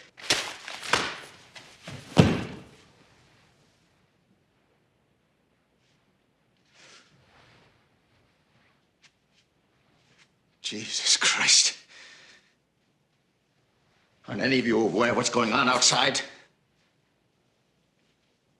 This country still hasn't recovered from Vietnam. It ripped us apart. Soldiers died fighting it. Kids died protesting it. And what am I supposed to do next time? Get up on TV and tell them it's all a PR gimmick? To prove to our friends in Moscow that I'm capable of pushing the nuclear button if they push me?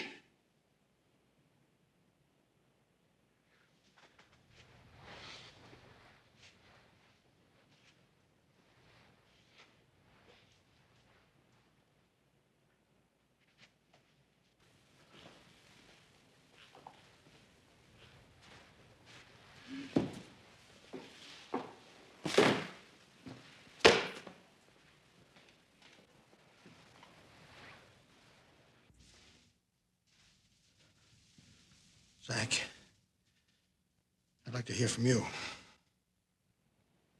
Well, Mr. President, we've had nuclear weapons for over 35 years now. And in all that time, we've never had a comprehensive policy governing their use. Neither of the Russians, Chinese, French, Israelis, or anybody else. The world has simply never dealt with this explosive problem. It's a dilemma without a solution, a paradox without an answer. I certainly don't have one. If I did, I'd be living here and you'd be running the Defense Department.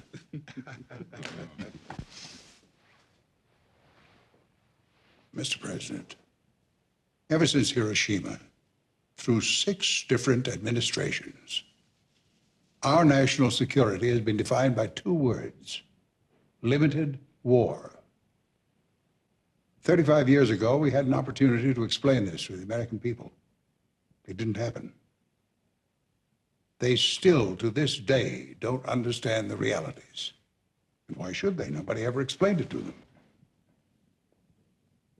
It's apparent we have the opportunity again.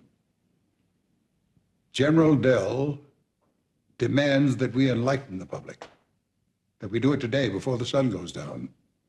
And he's putting countless lives where his mouth is. Who knows? If this incident were ever to be revealed, historians might consider General Dell some kind of modern messiah.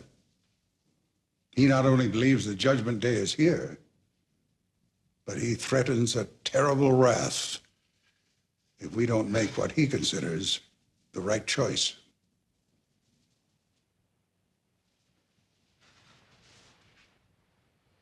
Do you think he's right? I mean, correct in how he perceives the world. He may very well be. But this is hardly the moment for me to either preach open government or to lobby for the imperial presidency. Thank you, sir.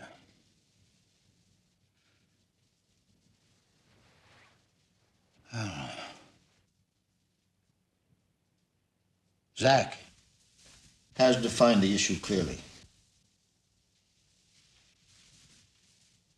Are we going to have open government?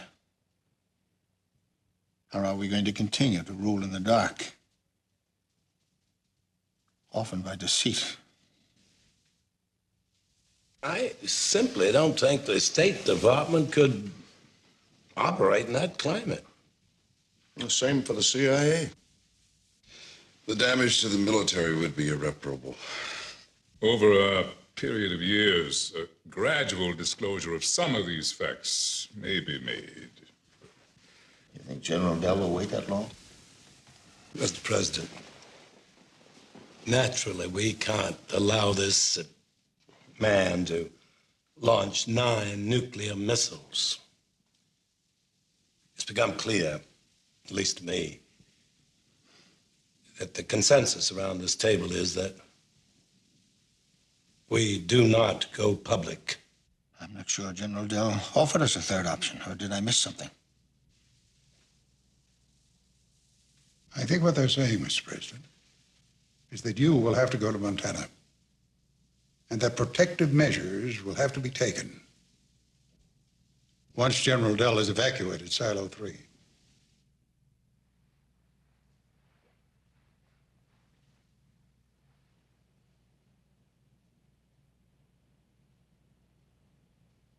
You're saying if a possibility exists, that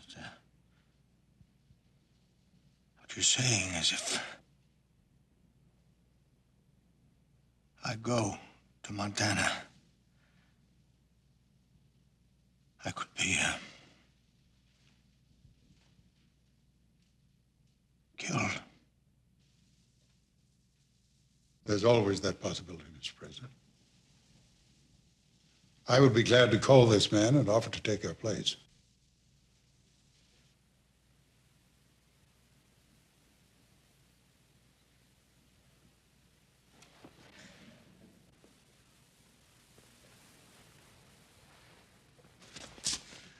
Well, that's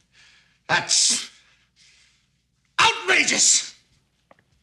Gentlemen, I've no intention of being sacrificed for the sins of others, period!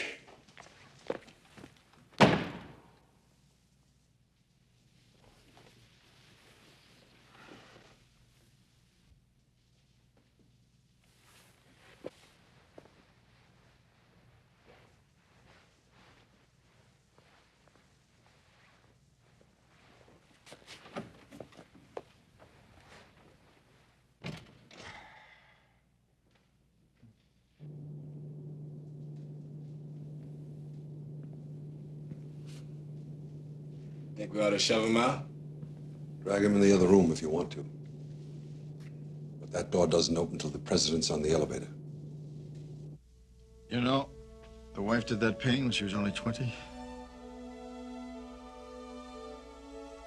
She did that one the following year.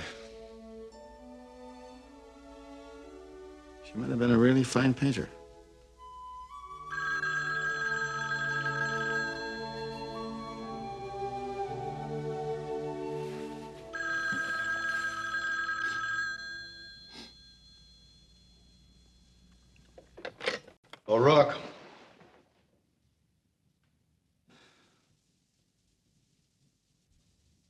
Is the president interested in seeing a movie this evening? No, I don't think so. Why don't you try us tomorrow?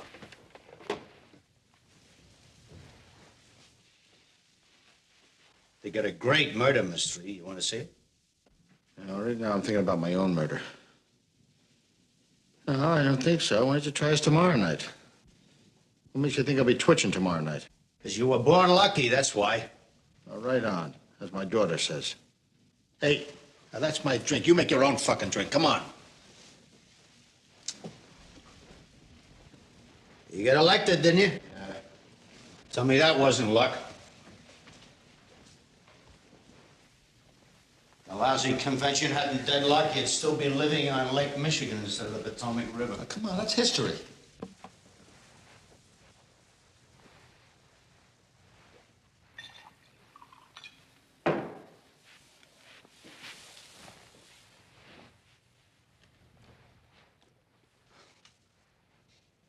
What am I going to do? There's pricks down there trying to bury me. I can see you're going to be a big help.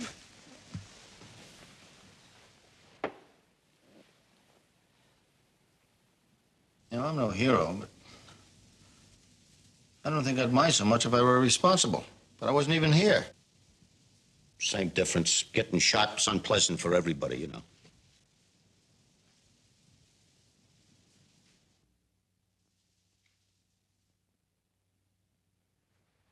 You know, I hired every one of those assholes. They don't have enough guts to look me in the eye. Except Guthrie. That old bastard never flinched. Yeah.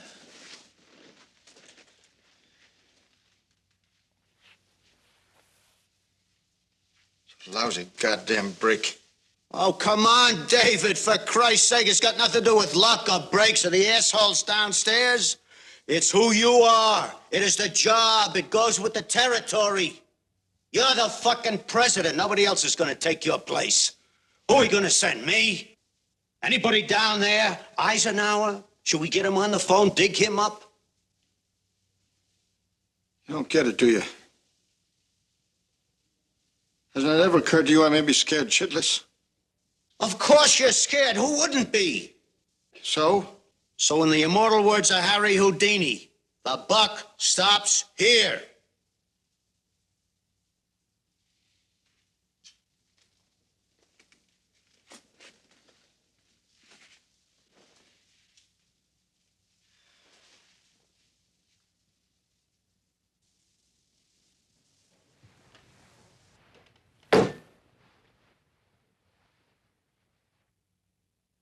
Forget right, wrong, justice, or any of that bullshit. You live here, you gotta go. Like you said. Ooh, outrageous. That's it. Period. Slam. Ooh. Asshole.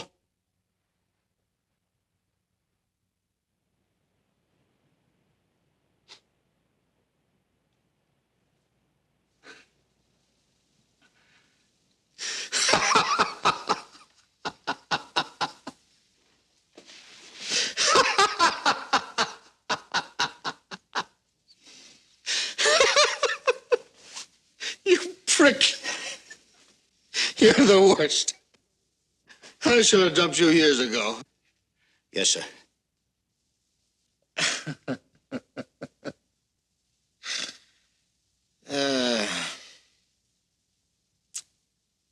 Hell with it. Nobody lives forever, right? Right, Mr. President.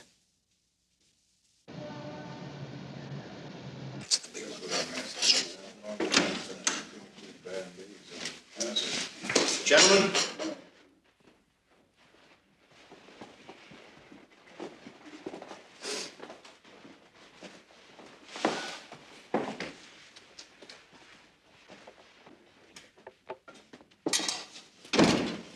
Gentlemen, please be seated. Thank you, Mr. Willard. Gentlemen, this has been a difficult day for all of us. It's not over yet. Now, there are a number of things that have to be done, and the sooner the better. Where's the Vice President? He's in Atlanta. I want him in the White House before Air Force One touches down in Montana. Yes, sir. If necessary, each of you will do your best to make the transfer of power as smooth as possible. What we've witnessed today makes me understand that the United States can't afford to maintain its present direction. Now, the time has come for this government to make a declaration to the American people, to take them into its confidence, to explain to them what has actually taken place since the end of World War II. In this country, the people must have a right to control their own destinies, whatever the problems are. They have a right, and we have an obligation to trust them.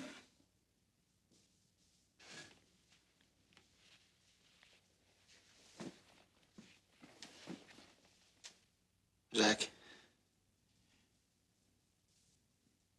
you and I have known each other a few short years, and we have disagreed many times. If I'm unable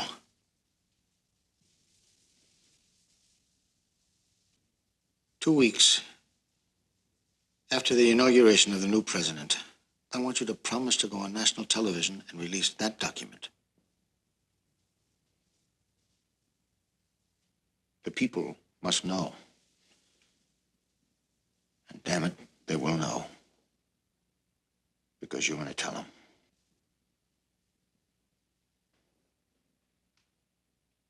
Can I have your word of honor that you will do this?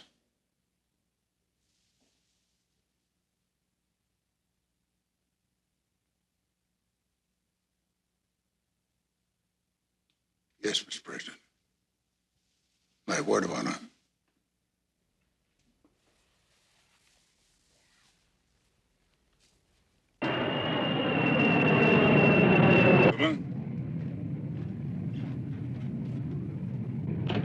Mac assures me that he's got 3 guys that could knock the eye out of a hawk at 1,000 yards. Hope they don't shoot the president instead.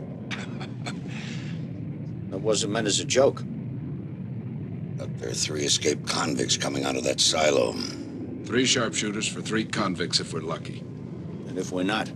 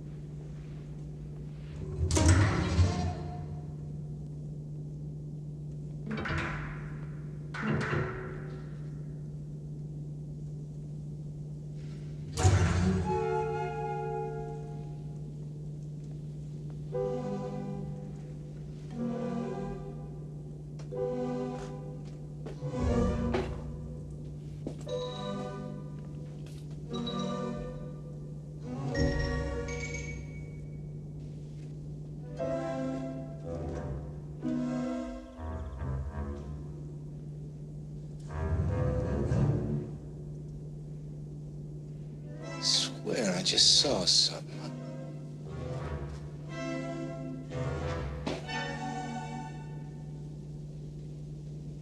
Maybe I'm seeing things. Keep looking. Kenzie will try anything. He's hated me for over 30 years.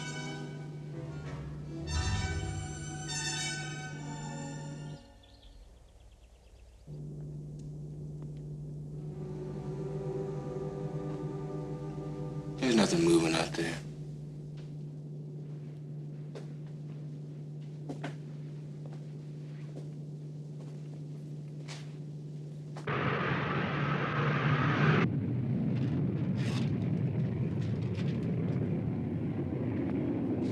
They're in the APCs. Thank God for that. What about the press plane? Developed engine trouble over St. Louis and they had to turn back. How convenient.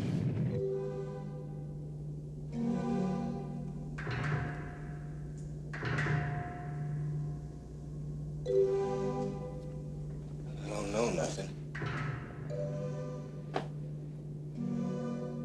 I don't see nothing.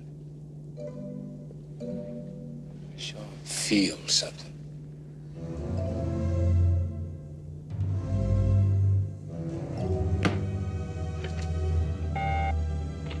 Touchdown.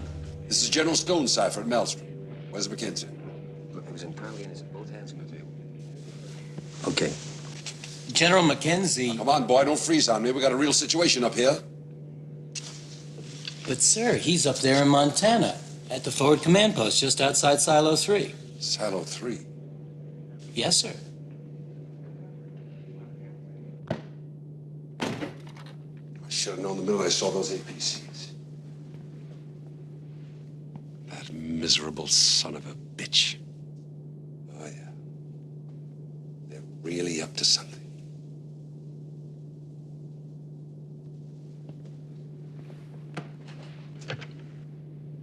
Connect me with General Mackenzie in the command trail outside of Silo 3.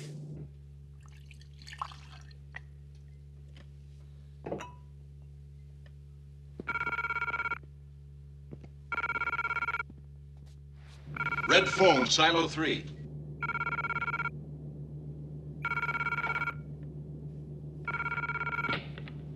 Mackenzie. Well, well. Welcome to Silo 3, Mac. I knew my old buddy wouldn't want to miss this show. Well, you know I've always been a fan of yours. Mac, I haven't heard from the president, and that can mean only one thing. The president's on his way to see you. He'll be landing in a few minutes. Your, moment of glory is almost here. You try one more goddamn stunt and I'll light up the fucking sky!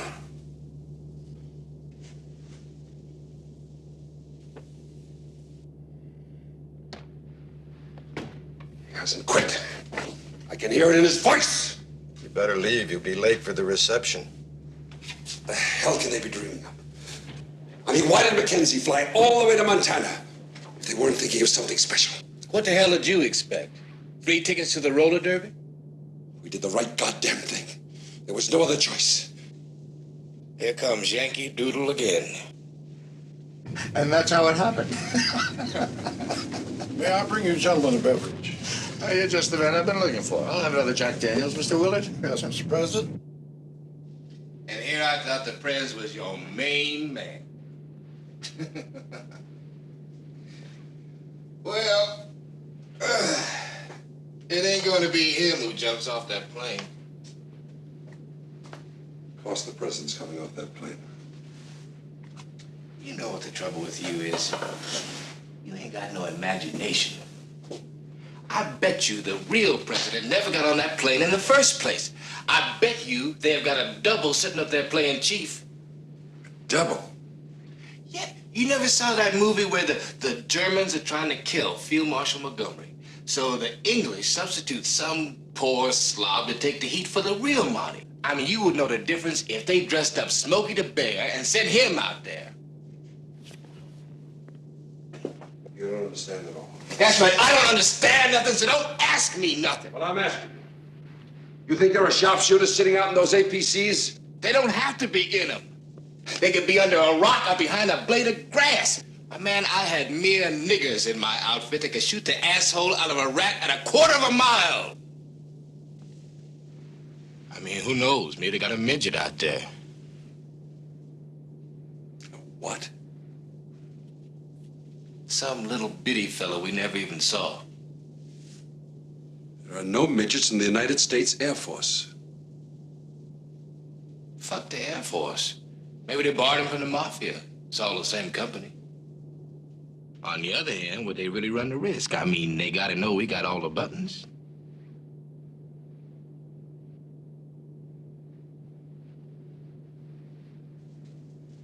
You're right. You're right. Mackenzie would do. Forget that cardboard asshole, man. He is nothing. We are up against a real power. Man, don't you understand? You are messing with the brains of this country. But we're not going out there alone. The president will be right between us. You really are pitiful. What the hell are you trying to say? I'm saying they do not give a shit about the president of the United States. They will kill us all before they let that poor bastard make that speech on television. Man, don't you know they will never let him blow their gig? You declared war, but they got the muscle, and they are going to keep it. And Stevens is expendable.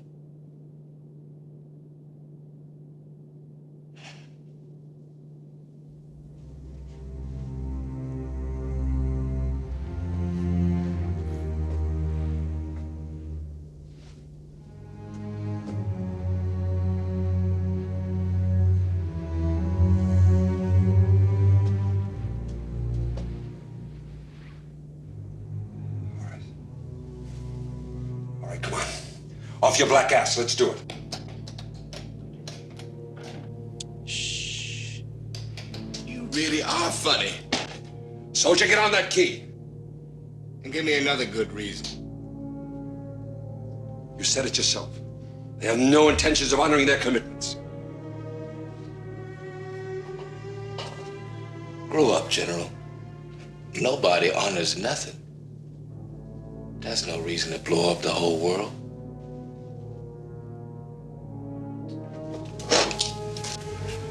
Get on that key. And if you blow me away, who's gonna turn that key? Of course, you could ask your buddy, the war hero in there.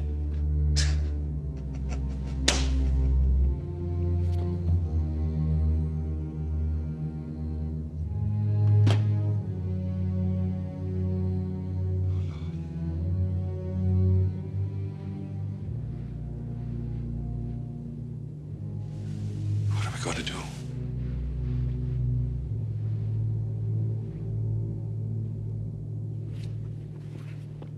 I'll tell you.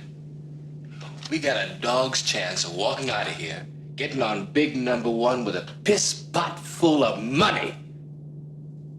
Now, who's to say us dogs don't ever get lucky?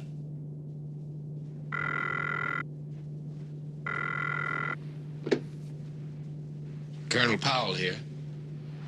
Yeah, Mac, I'll tell him. Air Force One lands in 30 seconds.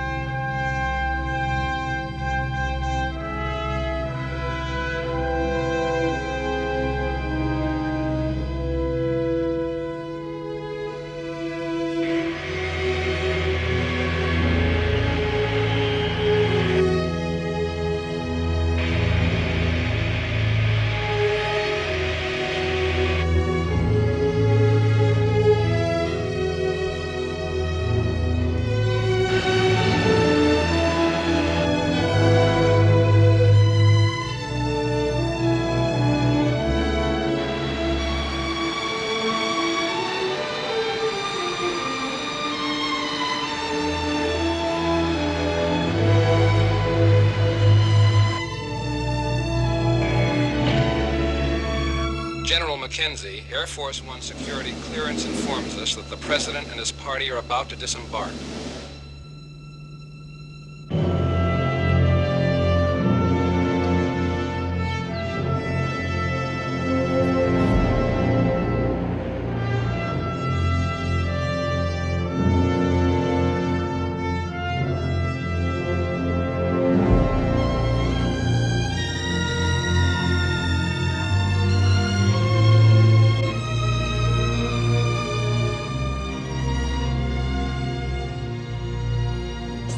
General Stonecipher?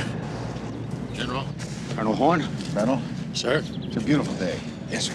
Thank you, gentlemen, for meeting me. Your Jeep is here, sir. Mr. President, this is Sergeant Fitzpatrick. Sergeant? her.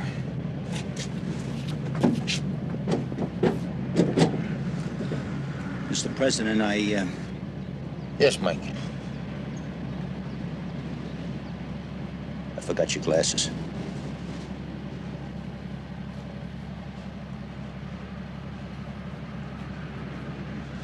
Okay, Sergeant, we don't want to be late.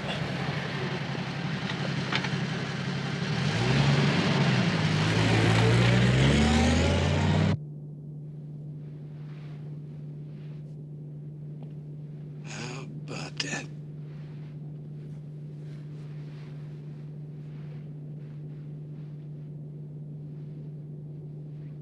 Oh, Willie?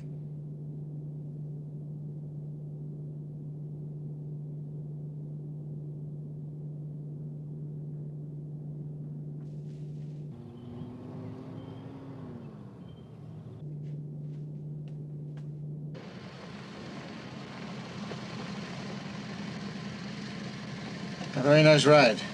Thank you, Sergeant. Thank you, sir, Mr. President.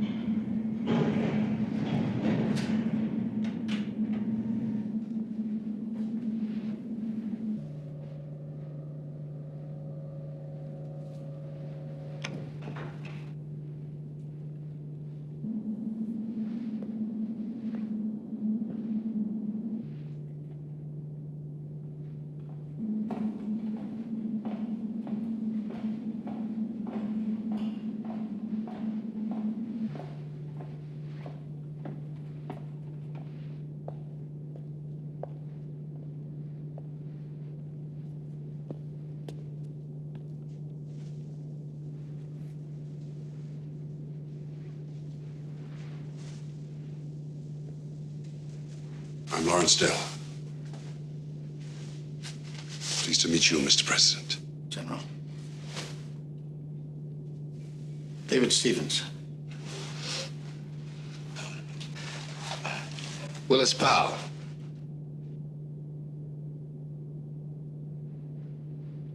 Where's Mr. Garvis? He ain't making this trip. He's dead, sir. Mr. President, are you prepared to appear on national television and... Hey, wait a minute. Unless that there is a money belt, I don't see no $20 million. And unless we got that, we ain't going nowhere. Even though my tailor's a genius, it wasn't possible on such short notice to add the pockets necessary to deliver $20 million. And to be honest, I'm not sure that today I'd have the strength to carry it. The money's on the plane. As to the document, General, I'm prepared to comply with your request. Well, then like the old guy said, get off, Sonny, because you got all you're gonna get. After you, Mr. President.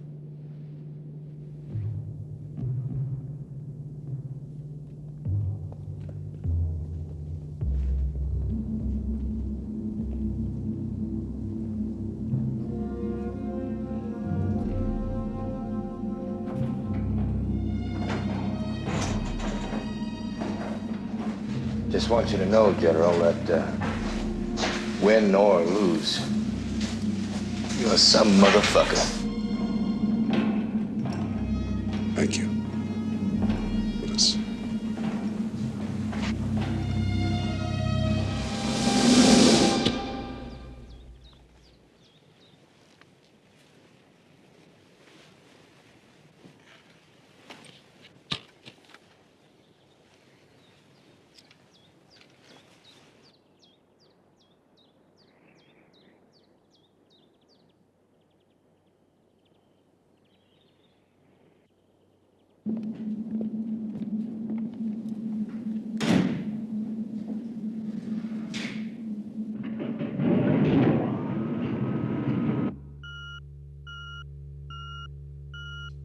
We estimate objectives will appear in 1 minute.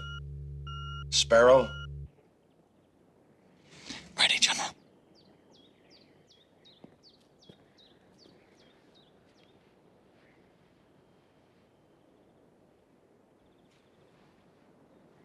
Blue Jay? All set, sir. General, what if there's no clear line? There are no ifs, Blue Jay. You have your orders. We estimate objectives exit guardhouse 30 seconds.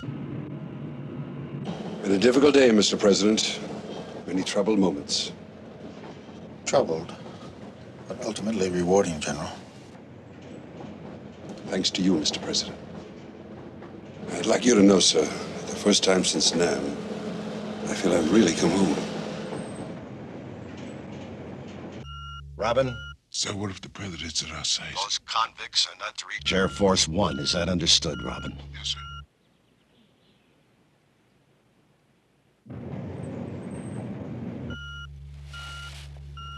We estimate objectives to be entering guardhouse.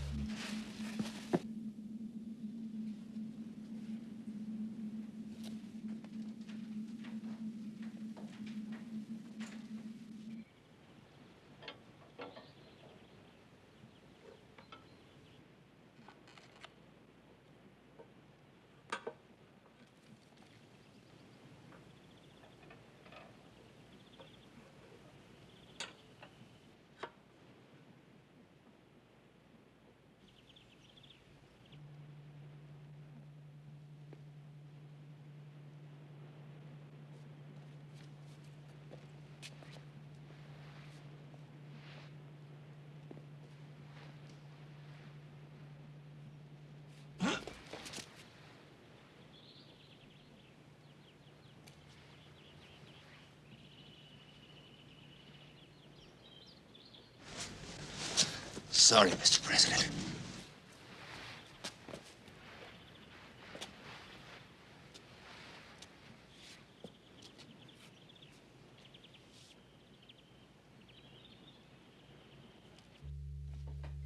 Objectives now visible.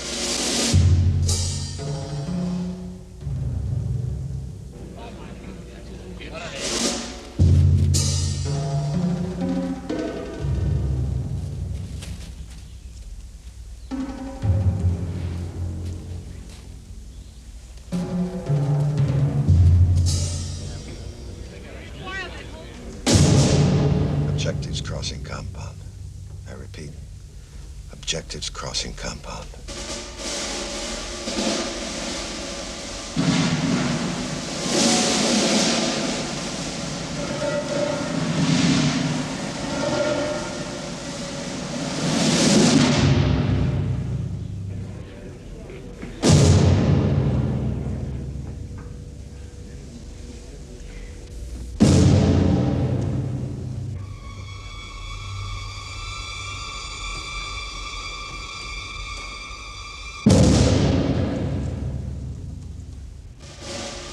Moving your way. I repeat, they're on the road.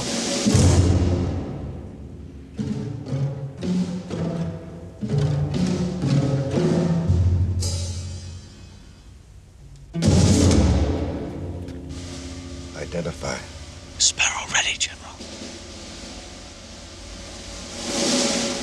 But no clear target. Blue Jay ready, General. But no clear target either. Robin ready, General, but no clear target either. Jay? Here, General. Robin? Here, General. Sparrow? Here, General. Sparrow, you are now in control. Yes, General.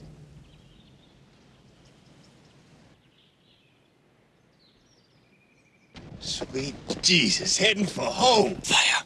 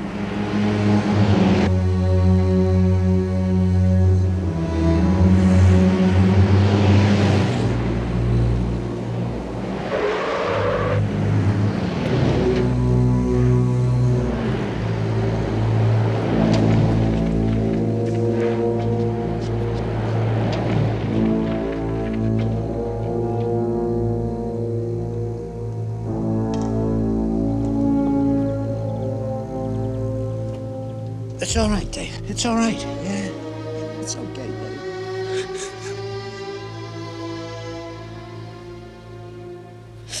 Count to three. Mr. Secretary!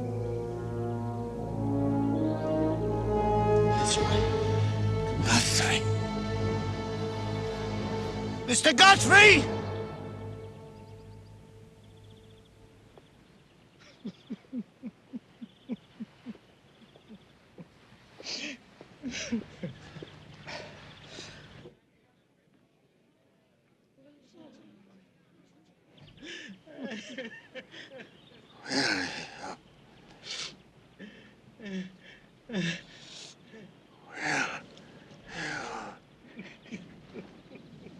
Again, Mr. President.